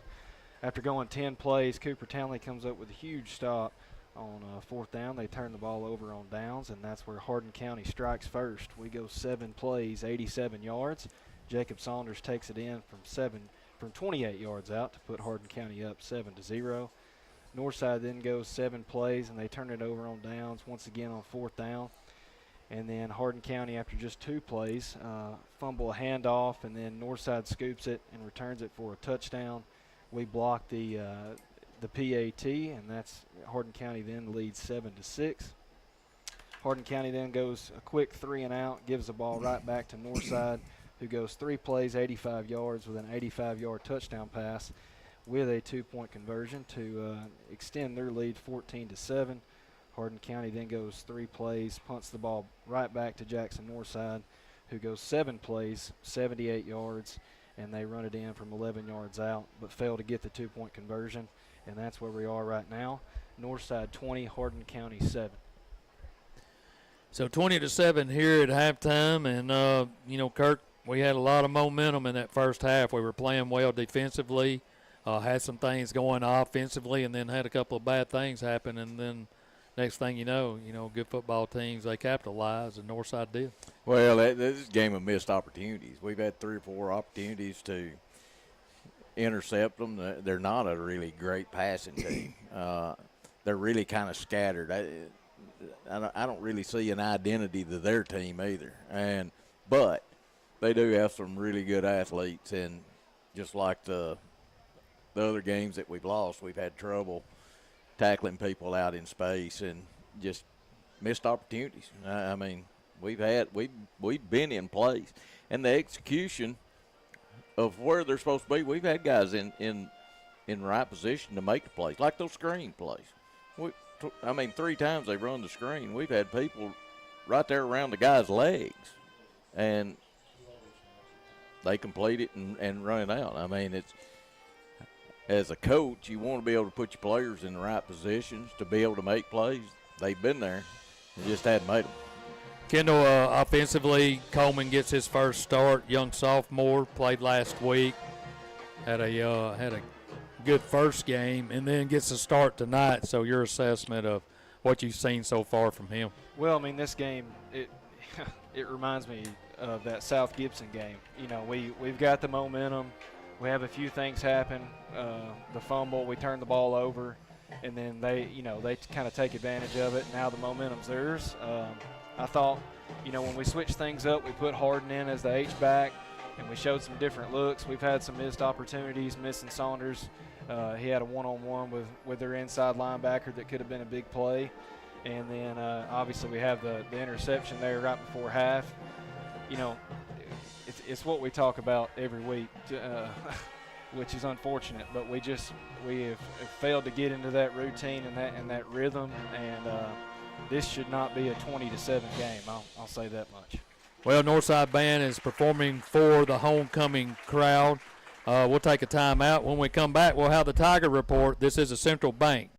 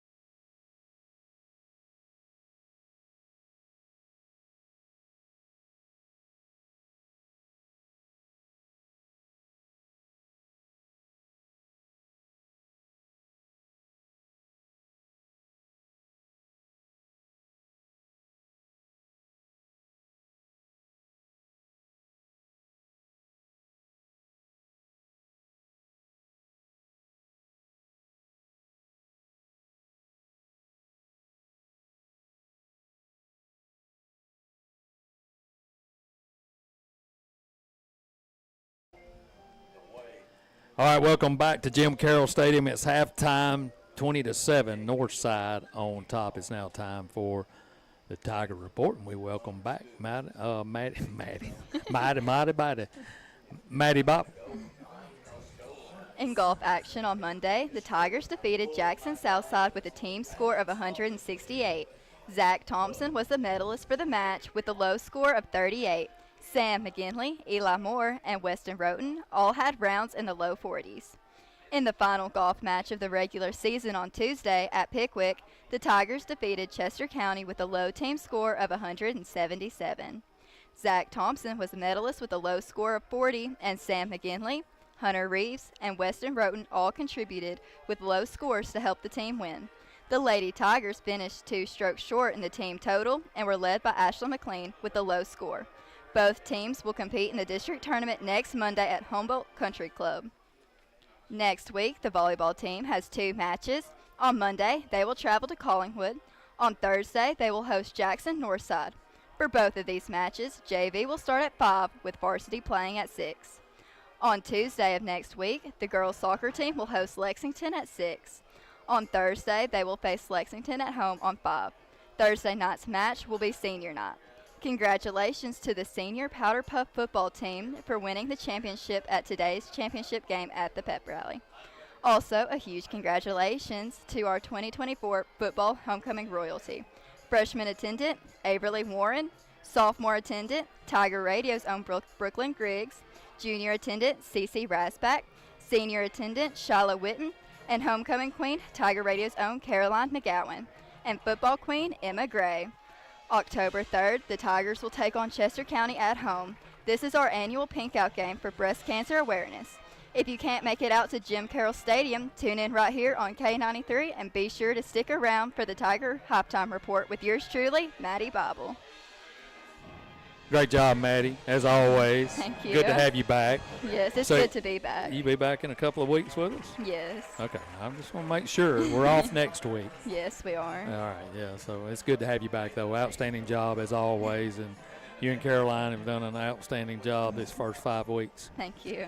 All right, we'll take a time out. It's homecoming 2024. Northside Band is on the field. The Pride will take the field here in just a few minutes. Coming up, we'll talk with Chris Bell. We'll talk about Team Aaron and Go tonight, as September is Childhood Cancer Awareness Month. We'll be back from Jim Carroll Stadium.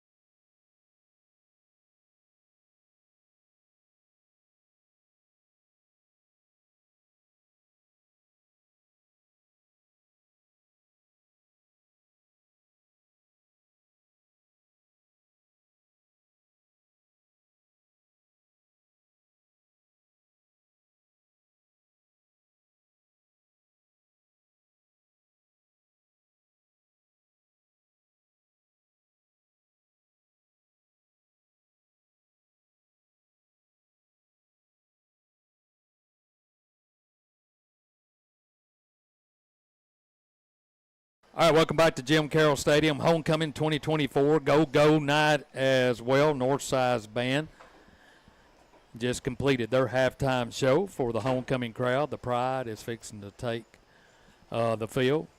Hardin County trails 20-7 here at halftime, and we welcome in Chris Bell. Chris, our annual meeting here on Go night in September, and That's right. appreciate you coming up here and spending some time. I know it's kind of a difficult situation, but I think Kendall was telling me, has it been a 10-year? This would be his 10-year reunion. 10-year reunion. And talk a little bit about Go, number one. And my wife was telling me that she had heard that y'all sold a record number of shirts again. And tell us what the shirt sales and what y'all do with that money. So right now we're at, she sold them all, 1,716 shirts. Wow. And it's unbelievable. Every year, last year we broke the record with over 1,500. And this town just shows out. Right now we're at around $17,000. The cost of the shirt's gone up a little bit, but we're probably going to be 18, almost 19,000 again this year, and that's what we raised last year was 19,000. Just from T-shirt sales, just from the campaign that started in 2012. And Aaron was here for the first Go game. Since that game, we've raised just from T-shirts $159,000. Unbelievable. It's remarkable. And then we also have the running team, the St. Jude Memphis Marathon running team. This year we're going to cross over $500,000. That is crazy. What y'all have done. Well, we couldn't do it without this community. Well, I know that, but, y'all paid the ultimate sacrifice for this. Well, that's true. But to say, okay, we're going to turn something positive out of a negative, and to be able to do this in memory of Aaron, a high school student here on the golf team, and to be able to raise the money for St. Jude and other kids to be able to, help in their fight is unbelievable. Yeah, unfortunately, Aaron was not the last one diagnosed with cancer in this county. And so there's going to be others. And so that's why we do this, because, my ultimate goal is to have a dad not watch his son take his last breath. I don't want that to ever happen again. Don't want any dad to have to see that, or mom to have to see that. And so that's kind of what we do, why we do what we do. So. Yep, and y'all have done an outstanding job, and y'all are to be commended, and and this community for stepping up. Not only for what y'all are doing, but just have a history of stepping up for folks. Neighbors helping neighbors. Oh, yeah. Whenever there's a time of need, you can't ask for any better community than to do that. Everybody has differences, I guess, from time to time, whatever that might be. But when you need help and somebody reaches out, it just seems like people step up. Yeah, this place is remarkable. And I'm not from here. I'm from that place called Off. Yeah. And, I've been there many times. So I love this community. And, I've been here 25 years now. This August was 25 years that we've lived here. And I don't know of another home. I mean, this is my home. Well, it's a great thing that you're doing. And Team Aaron, like you said, has raised over $500,000 to help fight childhood cancer. Yeah. And I would say probably over at St. Jude, when y'all go over there, that you probably might get the red carpet treatment. Well, we have people assigned to us. Yeah. So, and we have contacts, and they help us. They send me emails, texts all the time. Hey, they actually asked me to come to Minnesota last May to come speak at a bass tournament. And I did. And I went to the bass tournament and spoke, and they raised, in 7 months, they raised $852,000 at this 76-boat bass tournament. So I was like, what are you guys doing? Because I'm always trying to figure out what can we, is there more that we can do? I mean, Aaron wanted a cure, and I was telling Kendall just a few minutes ago, Aaron donated his tumor for research. Yeah. So I spoke last year at a thing, and they were showing a video. And on this video, they were showing about how they grow these tumors, and now they grow, instead of one tumor at a time, they might grow 384 tumors on a dish. Yeah. And I'm sitting there looking at it, I'm thinking, am I looking at Aaron? Yeah. And it, and that's my prayer and my goal, is that through this and through Aaron's sacrifice, that maybe a cure will be found. And yes, sir. Well, I appreciate you coming up here, and I'll donate Kendall and Kurt's salary for doing these ball games. Well, that ought to help. It won't help a lot. No. It'll help some. I said I'd donate theirs. Exactly. Yeah. Well, all right. Let's switch gears here. Right. You're fixing to head out. I am. Going to start Vegas. Unfortunately. Big Gators coming into town. They are. Big Mississippi State guy. They are. Yes. They're on their heels, so how do you feel? I was telling somebody, Coach Levy is trying to change the culture. He is dismissed quite a few players. Yeah. So I think he's trying to get the culture to where he wants it, to where he feels like he can develop these guys. So I think we'll be okay in the future. This year, it's not looking so good. So yeah. But we go. Right. I'm a faithful alumni, and Chrissy's just a groupie. So she's a big Tennessee fan. She used to be. Yeah. I kind of changed. It's it. still there. It never leaves you. Well, maybe so. That was our first date, was a UT game, and I think we might have even seen you at that game. Yeah, you probably did, but I don't get to go anymore. They priced me completely out of that thing, and I don't think it's going to ease up from what I hear on the sports shows. But enjoy your trip, and maybe you can get a win. I always pull against Florida. Well, there you go. Always. But Chris, I appreciate you coming up here, and it's an amazing thing that y'all are doing, and in memory of Aaron. And like I said, y'all paid the ultimate sacrifice, but somewhere you may be helping somebody else. I hope so. That's why we do what we do, and I appreciate you helping me or letting me speak and everything you guys anytime. do. Anytime. You come up here anytime. You got free reign of the press box up here. I appreciate it. All right, man. We'll take a timeout. We're at halftime. 27 our score. Indians on top of the Tigers. The Pride is out on the field performing for the homecoming crowd. And we'll take a brief timeout. We'll be back with a second half kick when we return. This is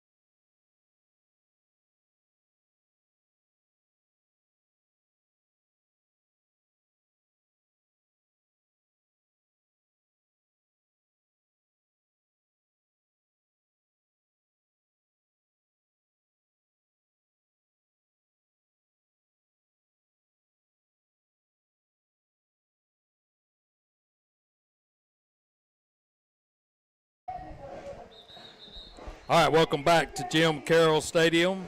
As we'll move to the third quarter, the Tigers will receive the kick to start the third quarter. I want to remind you, if you like to tailgate and have a tailgate party like I do, invite you to go over to Poppy's Barbecue in Crumpton, Tennessee. Play the Pick Six while you're over there. Grab your tailgate party pack. They got a special going on this weekend for all the college games. And get some great food. Play the Pick Six, and you just may win a Poppy pack. You'll get a couple opportunities to do that. So be sure to go over there and play in the morning. You got to get over there before 11, though, before all these games kick off. Or around 12, excuse me. Here's a end-over-end kick low. It's going to be taken at the 5-10. That's Wyke at the 20. Breaks it up the middle of the field. He's at the 30. Falls forward to the 33-yard line. What'll be first down? 1st and 10 Tigers. Good return there by Lamarion. He's had a couple of good returns. We've done some good things in the ball game. I mean, we've been there. I mean, we've been in place to be there. It's just frustrating when you see guys and they do everything right, and then don't finish the play. And it's just they're there. You know, you just can't get them on the ground. So Coleman will start it with Saunders in the backfield. 2 receivers here to the near side, 1 on the far side. Here's Saunders, right side. Has a block. Now he'll cut it back inside. And it'll be knocked down at about the 37-yard line. A pickup of about 5.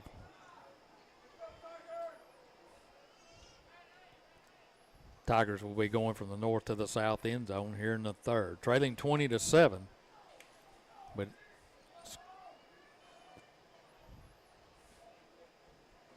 this time Coleman will have to pull it down. It was a high snap. I think he wanted to get it to Saunders, but the timing was thrown off, and he's going to be knocked down right at the line of scrimmage, so that's going to bring up a third down. They'll move it back to, right at the 37. So third down, 3rd and 5. White and Eliff here to the near side. Ruddle, the receiver, to the left. Smith tied in to the left. Saunders to Coleman's right. Now Eliff in motion back in front. Here's a quick throw to White, and it's going to be knocked down and incomplete. It's a great play. Yeah, I'll tell you what. I wouldn't be throwing it on his side. I mean, bottom line, wherever he's lined up, he's on, I'm going to go somewhere else. He's got closing speed, plays smart. He's silky smooth. Good player. Yeah, good defensive player there by Smith. And the Tigers will go 3 and out and have to punt it away. Here's a snap. Pig will get it away under a lot of pressure. It's a knuckleball kick. It's going to hit at the 30, take a Tiger bounce down to about the 25, where Northside will have it first down, 1st and 10 at their own 25-yard line. The Tiger defense needs to get a stop right here. You know, they score with, 53 seconds left in the half. You want to answer that when you come out after halftime, and didn't really need a 3 and out there. So it'll be first down, 1st and 10. And let's see who brings them out at quarterback. Looks like it's going to be Jenkins. He's the running quarterback. Jenkins will come out, tailback behind him. Receiver here to the near side. Here's a snap. He'll give it to his tailback. Has a hole at the 30. Still on his feet at the 40. And he's going to be run down by Eliff as he goes across the 45 to about the 49. And that's Maupin's on the carry. So a quick hitter right up on play number 1. They get it out to the 49, their own 49. Yeah, good play by Eliff there. Eliff, last man standing, comes up and runs him down, makes play. Eliff's got good speed. That's one of his strong points. So it'll be first down, 1st and 10. Same formation. They got 2 wings, right and left. Tailback to his right. Here's a snap. They'll fake it to him, and now Jenkins will take off right up the middle at the 40. He's at the 30. He's going to go to the house. 20, 10, 5, touchdown. He saw that hole, pull that ball back out, his read play. And when he saw that hole open, he had about given the ball up at the mesh point and pulled it back out from the running back, and he saw the opening. And that was where they hit both runs. I mean, right off the right side of our defense, right in the B gap off tackle. I feel like we're watching our teams with Rivers, Cal, Kendall. Where we had to score. Well, no. I mean, where we had to score 35 points to stay in it. No. I'm talking about them. They look like what we used to run offensively. Yeah. So they're going to go for 2. They'll hand it off, and he'll walk into the end zone, and they'll get the 2-point conversion quite easily. 9:39 to go here in the third quarter. Northside builds their lead to 28-7. Let's take a 30-second timeout. We'll be back after this.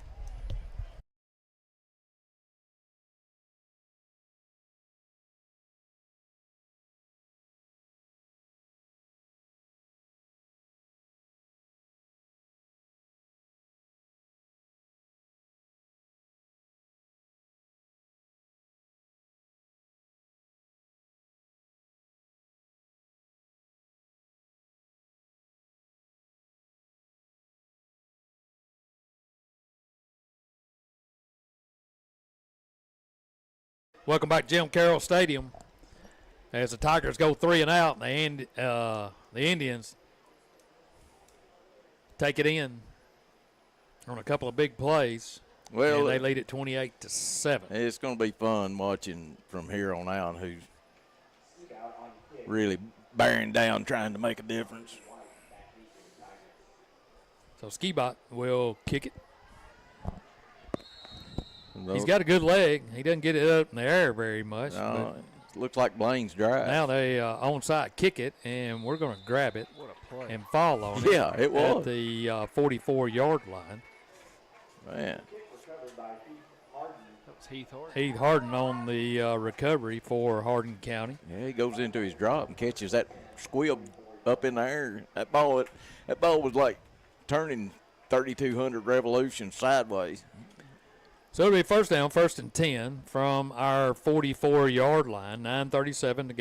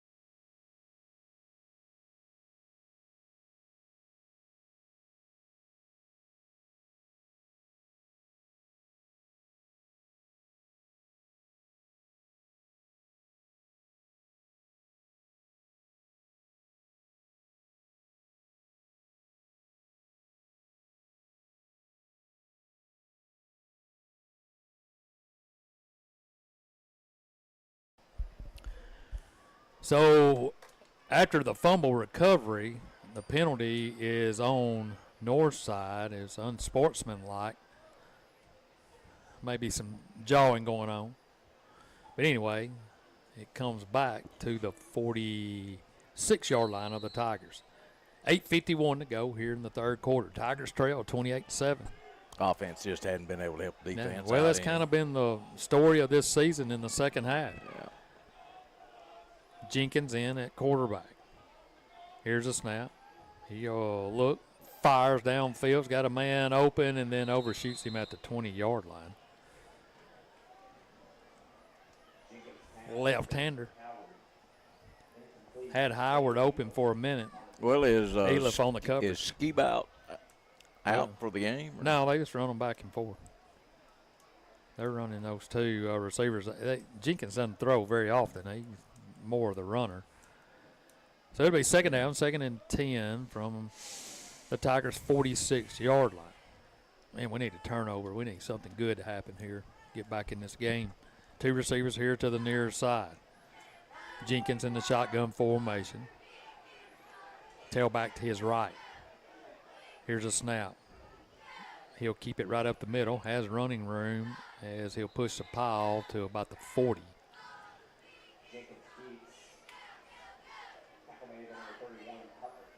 Parker Gerald's in on the tackle for the Tigers. He'll come out. No, that's Trying to see who that was that came out. That's Ben White. Holding his elbow. He'll come out a minute. So it'll be third down. 3rd and 5. Shotgun formation. Here's a snap. Handoff. Has the first down at the 25. He's at the 30. He's at the 20, 10, 5. And it's just too easy. Right now, they're just running the football all over us. And so they build their lead to 34-7.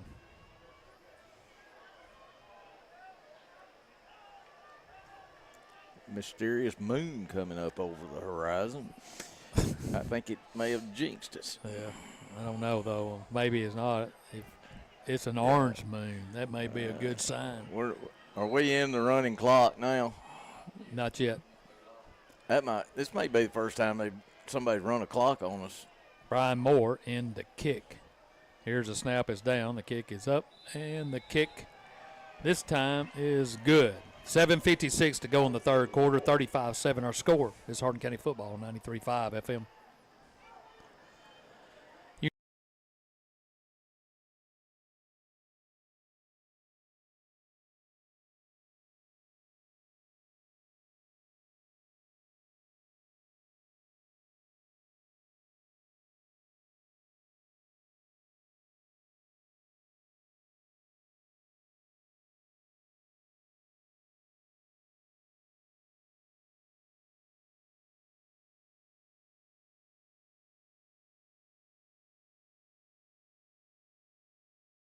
To go here in the third.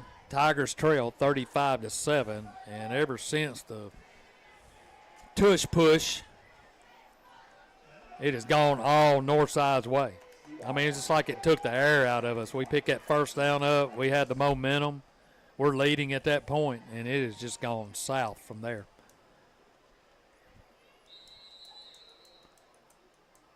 So Skibat will kick it. This time it's a high end-over-end pooch kick.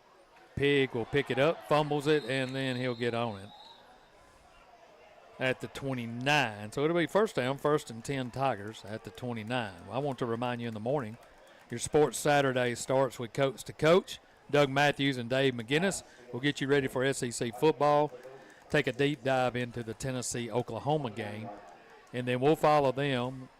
Me, Kirk, and Kendall with Coach Seaton talk about tonight's game. Next week, the Tigers are open, and then Chester County will be in town in a couple of weeks.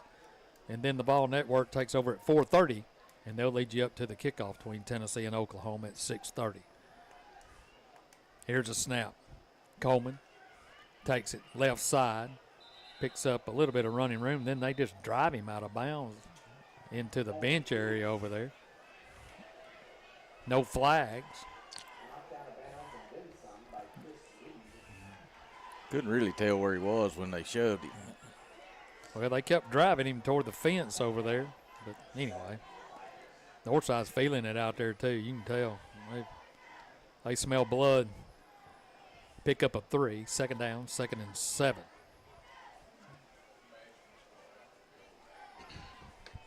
Coleman now empties the backfield. He's got a tight formation, receivers left with 3. Now a man comes in motion, that's Saunders. They'll fake it to him. There he is. Fires down the middle of the field. It's going to be caught on the tip at the 40. He's at the 30. And he's going to be knocked down to 25. Here comes a flag, and I think you're going to have a face mask. That one was slightly underthrown, but we got the tip this time. Yeah, well, it wasn't that number 25. No. He wasn't the one. If it had been him, it would probably still be running the other direction. So it'll be a Hardin County Bank 1st and 10. And let's see, yeah, it is a face mask. So that'll tack on some more, and that'll put us in the red zone. They'll move it to the 20.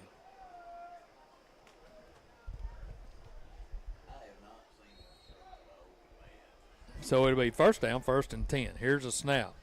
They'll give it to White. Turns it upfield, breaks the tackle there, and then will be knocked down at the 15. Beat him. So a pickup of 5. on the jet sweep to White. And he'll move it to the 15-yard line. 7:12 to go here in the third. 35-7 our score, but the Tigers are in the red zone at the 15-yard line. Their second trip there in the game. Now he'll send White to the left. Eliff here to the near side. Saunders at tailback. He'll give it to Saunders, looking for some running room, and he's going to be just shoved down as he picks up about a yard. So Nesbitt on the tackle for the Indians, and then to bring up a third down, 3rd and 4. Clock running, 6:25 to go here in the third. Coleman looking to the sideline. Now he'll send Lamarion to the left, and Eliff here to the right side. Here's a snap. He'll give it to Saunders, trying to get outside, and they're just pushing us back up front. And we run right in the back of our right tackle and actually lose a yard back to the 15, the original line of scrimmage. You think we're going to go for it? So 4th down, 4th and 5. White will spread out left. Eliff over here to the right. They're scrimmaging from the right hash. They're going from the north to the south. Here's a snap, straight drop, looking, wheel route. It's going to be complete, but knocked out of bounds, way short of the first down at about the 11-yard line. And we'll have to turn it over on downs, I do believe. I think he had to get to the line. I thought he had to get to the 10. Yeah, I did too. It's close, but I think it's short. So are they going to bring them over again? This will be the 3rd measurement of the game. I think it's be the 3rd measurement I've seen this season. They won't feel like they're being fair after that stupid 4th down call that they made. I shouldn't say that like that. No. But it was. I'm for you, not against you. They'll stretch it out. I think he's going to be short. He is. He's short by good tackle. About a half a yard. Good. Yep. You so know, the Tigers turn it over on downs from their own 15-yard line. They get it down to the 11. So it'll be 1st down, 1st and 10 Northside at their own 11 to start this series.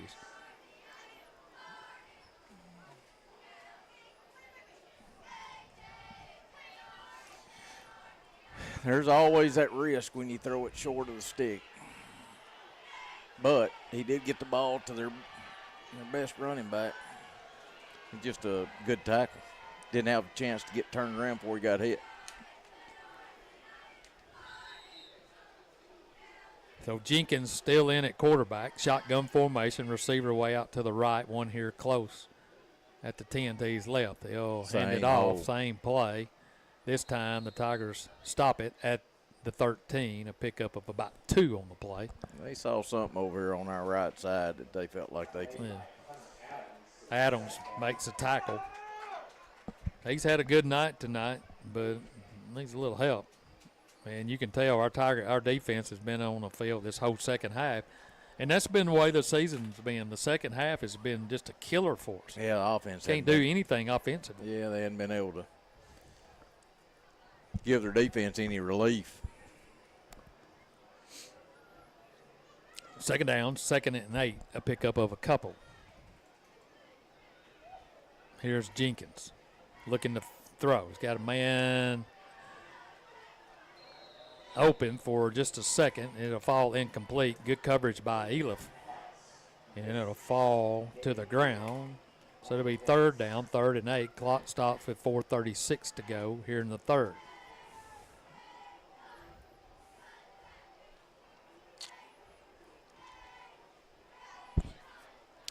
So 3rd down play coming up for Northside. Jenkins stays in the game.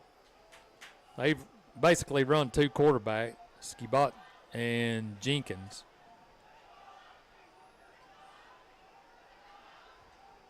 Jenkins sends a receiver to the right. Tailback back behind him. That's Hudson. Four-man front. Here's a snap. Quick throw. Complete. Has one man to beat, and he beats his guy, and he's going to be dragged down from behind. He goes across the 25-30 to about the 32. So that'll be enough for the first down. They brought everybody in tight, had one receiver out there to the right. What are they talking about, Kendall? I don't know what the flag is. He had him by the jersey. It's not against us, is it? I think they maybe they pancaked one of our guys out there. It's a personal foul on them. I think that's what they're calling, which looked to me like a great block. You remember when Latrell was playing and he'd be at tight end, he'd go down and make those blocks and just drive people completely out of the picture. Well, Hudson would do it too. Yeah, You know, Hudson. Hudson would and get called for holding every time. Right, and that's kind of what that looked like to me. Now, that may have been not what they called. It may not have been that, but it was. That's where it all happened, where the flag was. Well, wait a minute. Why are they giving them the first down? A dead ball? No, they must hit us in the back of the head or something. Okay. Well, But it's still a first down. first down now, 1st and 10. So Alex is over there asking them what the deal was. Was it a – he's still talking to Well, what I official. saw was a live ball foul. It wasn't a dead ball, but who knows? here's a snap. Jenkins gives it to his tailback. He's hitting the backfield this time and then is knocked down back behind the line of scrimmage.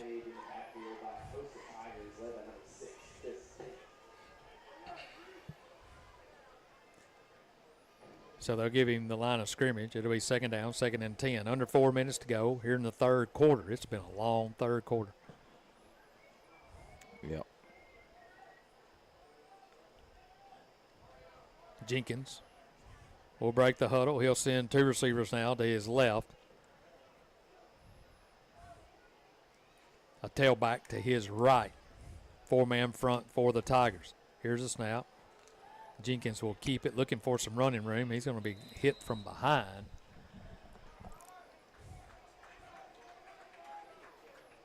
I was trying to see who got him. It looks like,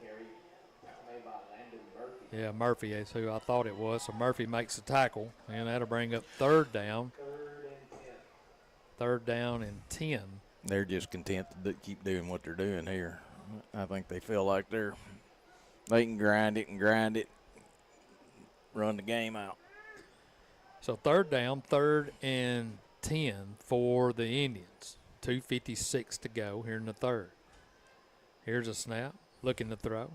He's wide open, complete at the 30. Breaks the tackles there, and now he's off to the races, and he's going to take it to the house. We were absolutely about 15 yards off the ball. On 3rd and 10. On 3rd and 10. Well, in that zone, their corners, because of their speed, starts moving before the snap. So they line up about 5-6 yards. And now I looked out there. That was Smith out there. We were lined up 15 yards off the ball. Well, he just stood up and threw it to the left. But what's even worse is you had 2 guys wrapped around his waist. Yeah.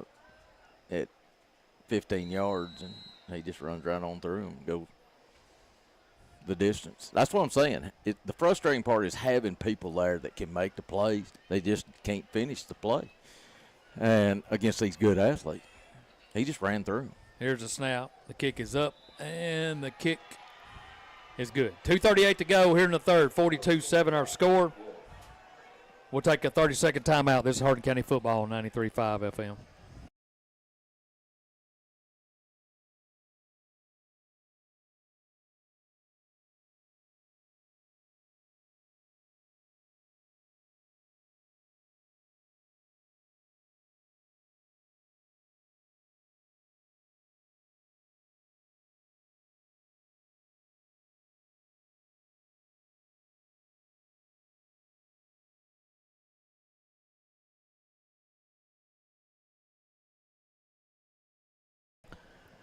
42-7.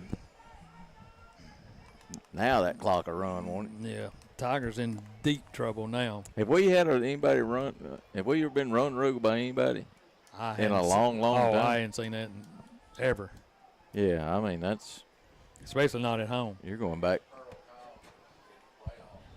Yeah, Pearl Cone in the playoffs got us like that, I think. They won the state. Yeah, and they went on to win the state. Here's a pooch kick. It'll be taken at 30, 35.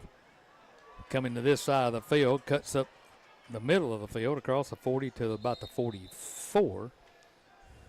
That's Ben White on the carry. Good return by Ben. It'll be first down, 1st and 10 at the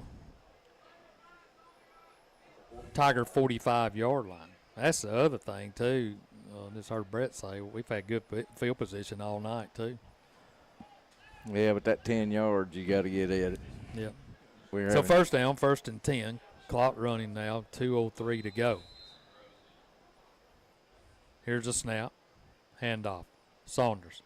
Right side, has some running room. He's going to be run out of bounds as he gets inside Indian territory to about their 49. Pickup of about 6, maybe 7. And that's another thing, too, that it's kind of unusual is our first down production has been pretty good. I mean, we hadn't been in a lot of 2nd and 9, 2nd and 10. We've been in a lot of these 2nd and 5s and not be able to get anywhere from there. Second down, 2nd and 3.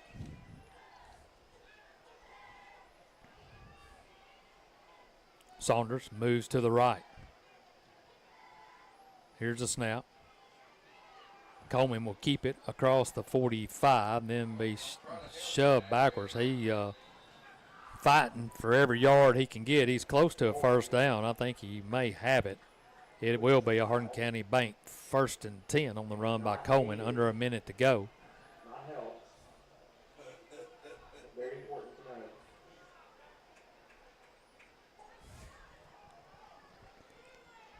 So first down, 1st and 10. The ball at the Indians, 45. Here's a snap. Straight drop, fires. Complete to Eliff, and then knocked out of bounds. Inside the 40 to about the 38. Pass complete to Eliff. Good pick up there on first down, like you said. Yeah, I mean, it's been our 2nd and 3rd downs. It's been our so now we have bigger issue. The white hat calling time out, and he's coming over to Coach Seaton. He didn't like something, and now here comes a flag. So somebody's saying something over here on the sideline. They're looking at the players. So while they're talking to Coach Seaton, the official over here hears something. He throws a flag, so that's going to be a dead ball foul. And he looks like he had to throw it. You got to be kidding me. Or is it a sideline warning? Or did somebody say something? Well, this has been a fiasco. Our number 18 turned around like he was not happy with it.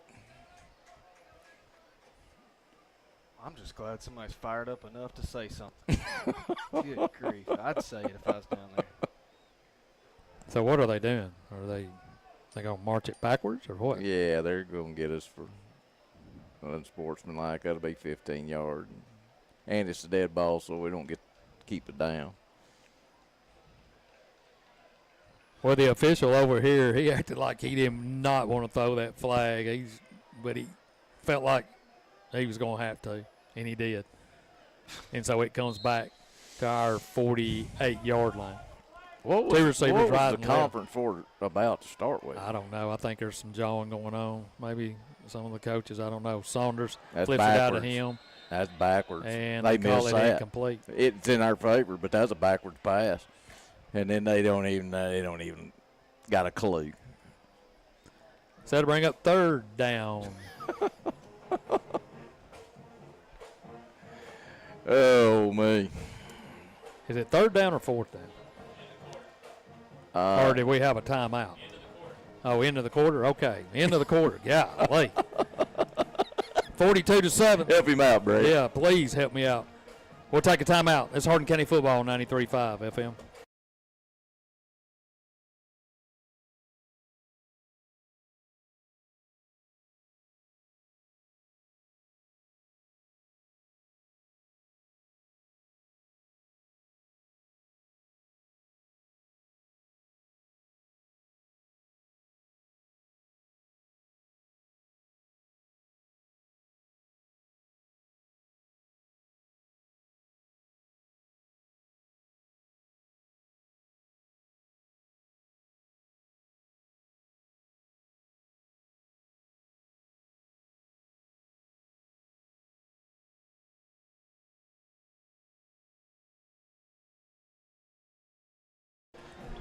We move to the fourth quarter, 42-7. Indians on top. It's been all Northside here in the third quarter. They put up 22 and all on the ground. So here's a third down, 3rd and 15. Here's a snap over Coleman's head, and he's going to have to eat it back here at the 36. So now the Tigers will have to punt it away. Late in the game, snaps are starting to get a little bit higher and higher until he finally got one over his head. Then. So Pig will come out and punt it away.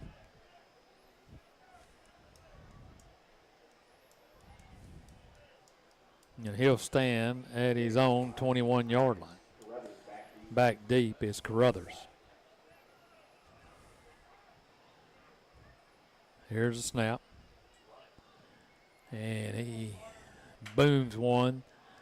And it'll hit at the 25. Take a Tiger bounce inside the 20 down to the 19. So a nice kick by Carter. He's had a good season so far punting the football. He's a good punter. He's been under some distress, but he also plays a lot of snaps on the defensive side of the ball as well. Yeah, the ball has a good sound when it comes off his foot. It's got that thump.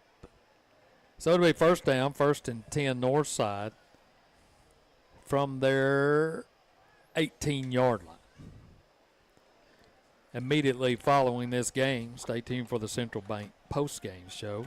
We'll get you caught up on tonight's action, get you ready for in the morning, and next week the Tigers will have a week off before we'll be back home when Chester County comes to town. So now they'll bring in a new quarterback. Can't tell the number right now. Here's a snap. They'll give it to the tailback. He has some running room across the 20 to the 25. That's Moore. The kicker is now in at quarterback.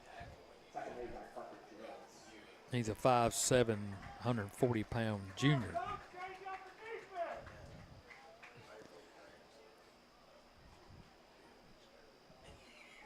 So second down, 2nd and 5. Moore brings them to the line, shotgun formation. 2 receivers here to the near side. They're scrimmaging from the right hash. They're going from the north to the south. Man comes in motion near side. Ball's on the ground as they get a high snap. Moore trying to hand it off and basically hit the guy running the jet sweep right in the face mask. So that'll bring up third down, 3rd and 9.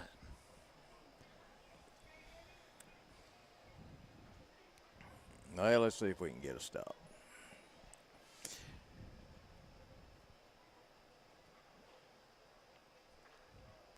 Third down, 3rd and 9. Moore in the shotgun formation, receiver to the left. One here to the near side. His tailback is to his left. Now they'll go 2 receivers left. Here's a high snap again. He'll give it to his tailback. He's going to be met in the backfield and driven backwards. They got their second team in there. I mean, you can you can hold on the tackle. Kind of have for the Tigers. Clock rolling, 8:33 to go. Here in the fourth, they'll punt it away as Skibot will come out and punt. He'll stand inside his own 5, about his 4-yard line. Lamarian goes out to about his 50. So 4th down. Maybe White get a chance to run this one back. And they look like they want to come after it. The Tigers do. Here's a snap. And he'll get away. A low spinner. It's going to hit. Lemarian has to get away from it and roll down to the 46. That was a punch shot, wasn't it? Yep. Let's take a quick timeout. We'll be back in 15 seconds.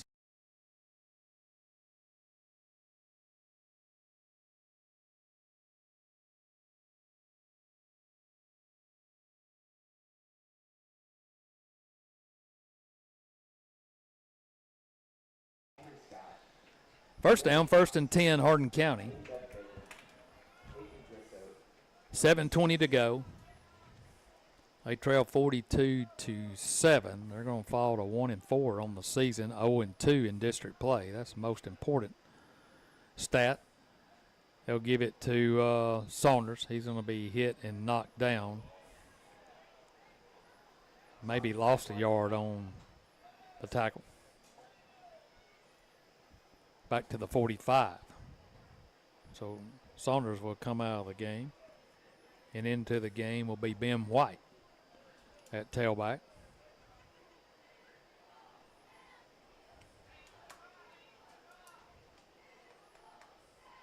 Coleman looks to the sideline. Shotgun formation. Receiver right, receiver left.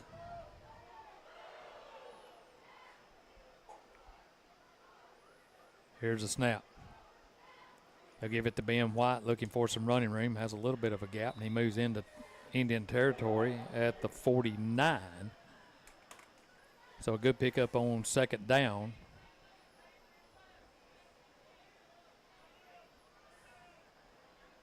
And that'll bring up a 3rd down, 3rd and 5. So 3rd down, 3rd and 5.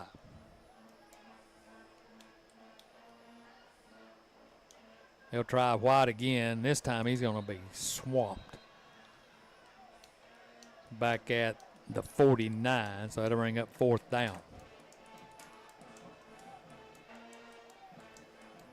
Is that their first team defensive line still in there? No.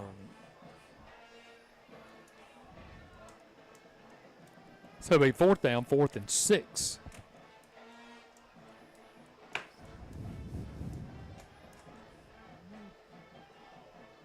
White here to the near side. Ruddle to Coleman's right. Straight drop. 4th down play. Fires. Complete at the 40-yard line and out of bounds. Did he have a foot in? He did. It'll be a Hardin County Bank 1st down on the completion to Lemarian White. Good catch by Lemarian right over here on the sideline. Got the foot down.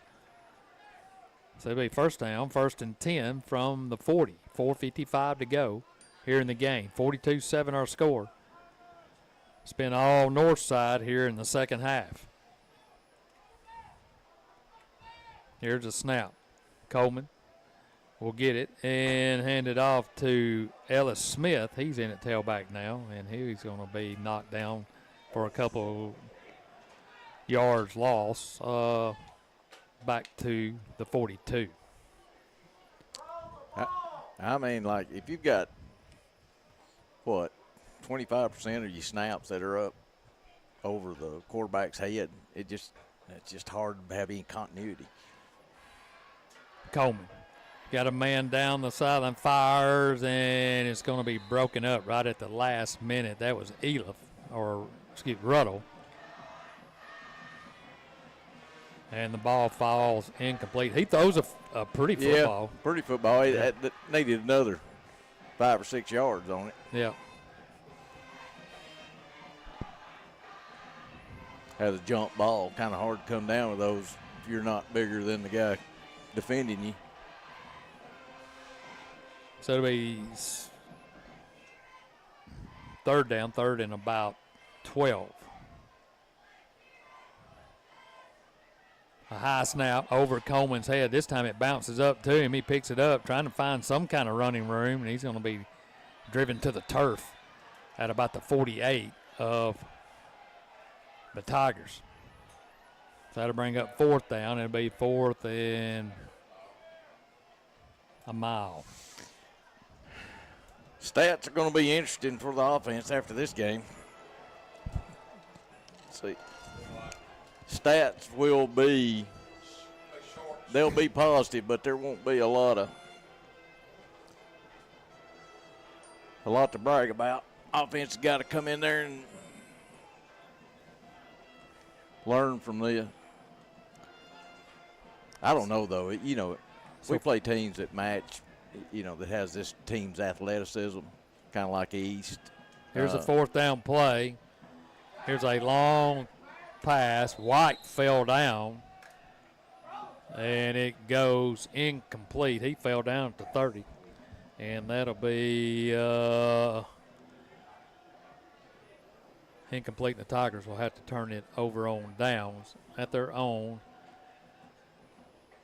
49-yard line. Clock running with 2:10 to go here in the game.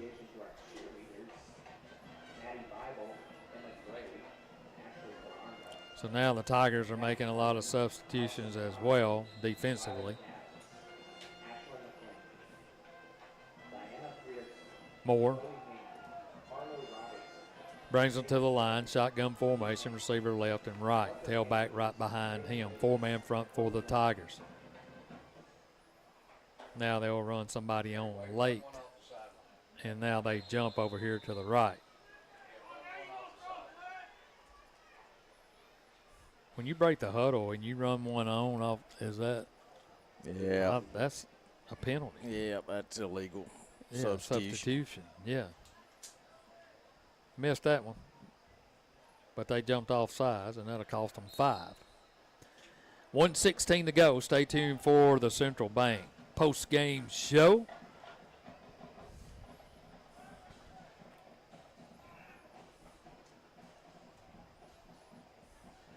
Here's the snap. Ball's on the ground. Tigers have it, and we're off trying to take an Northside Indian for a ride. That's Moore to the 30-yard line. Who got the fumble there? That's Adams, and now he comes up limping.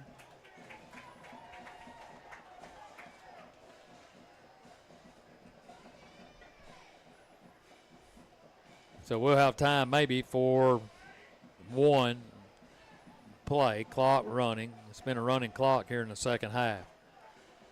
Man, it's been a lot of firsts these first 5 games for the Tiger faithful. Yeah, it's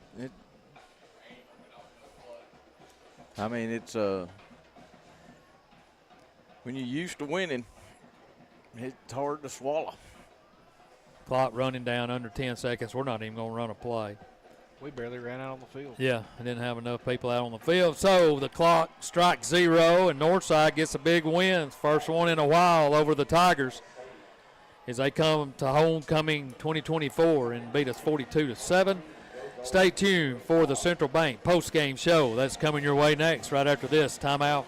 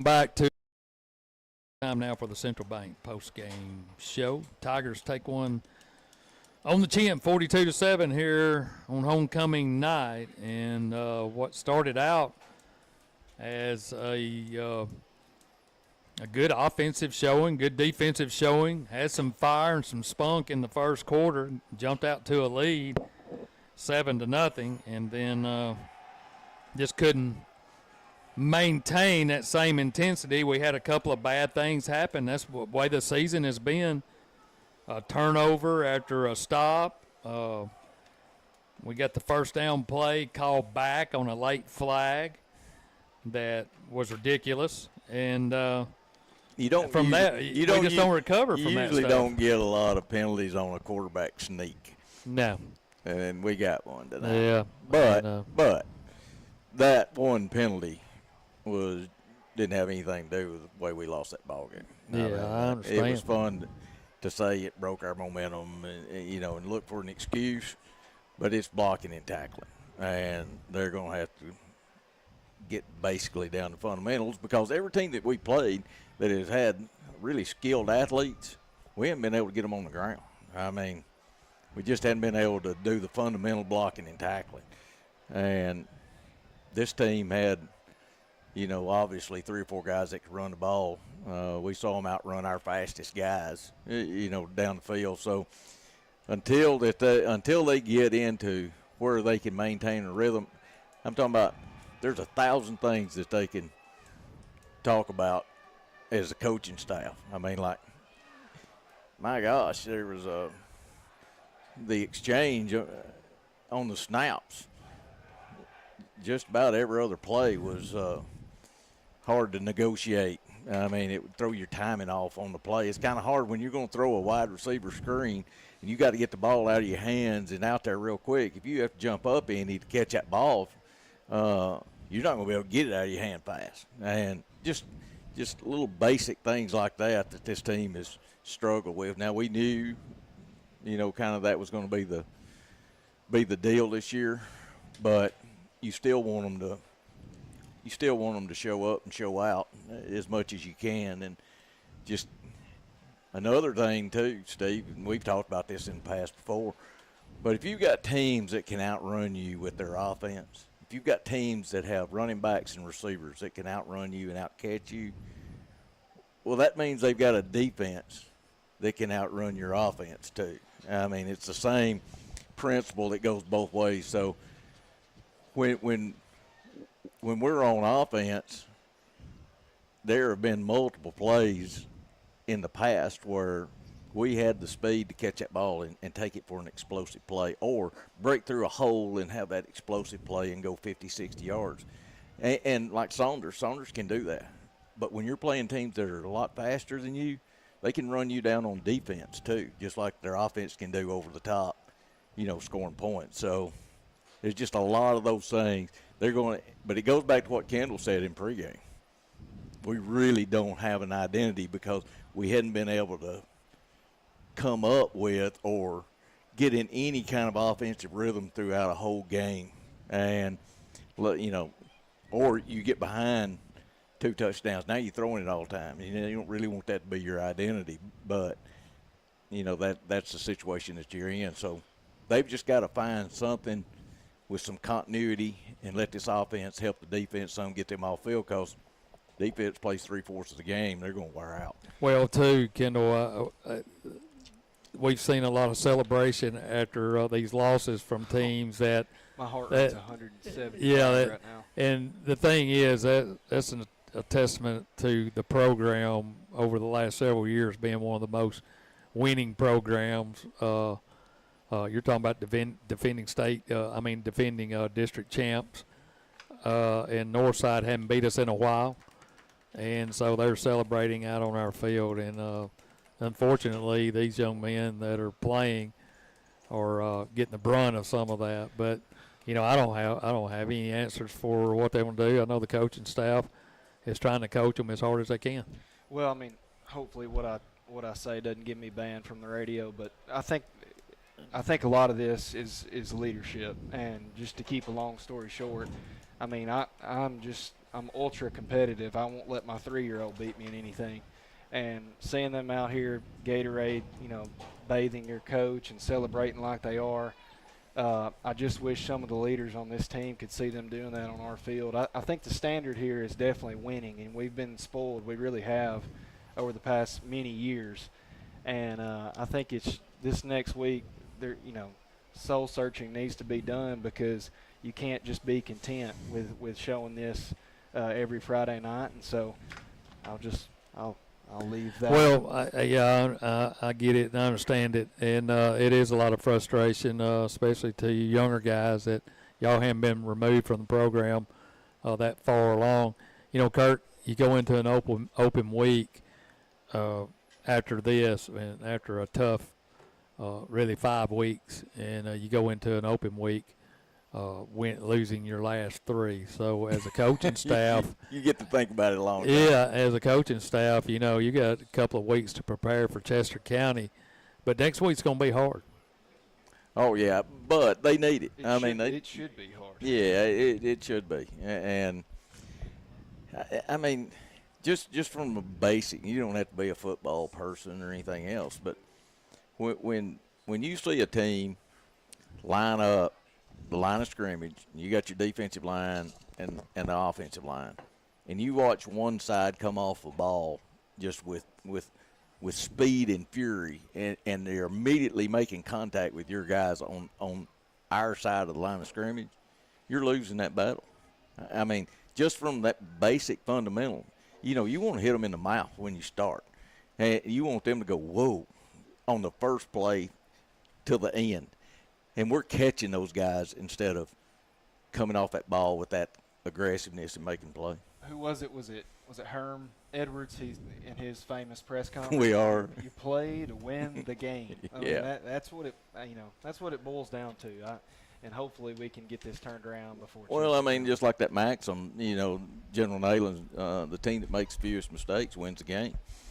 And it was pretty obvious in this game who made. Now, that doesn't work. General Neyland also had the 100 best players in the Southeast on his team, which, he can make statements that a lot of people can't. But from an athletic standpoint, it's hard, especially in high school, because we saw multiple times in this game, we had 2 tacklers wrapped up around their ball carrier and then break loose and run another 40 yards. Well, we'll talk about it again in the morning. Coach Seaton will be in at 9 a.m. for Sports Talk. Your Sports Saturday will start at 8 a.m.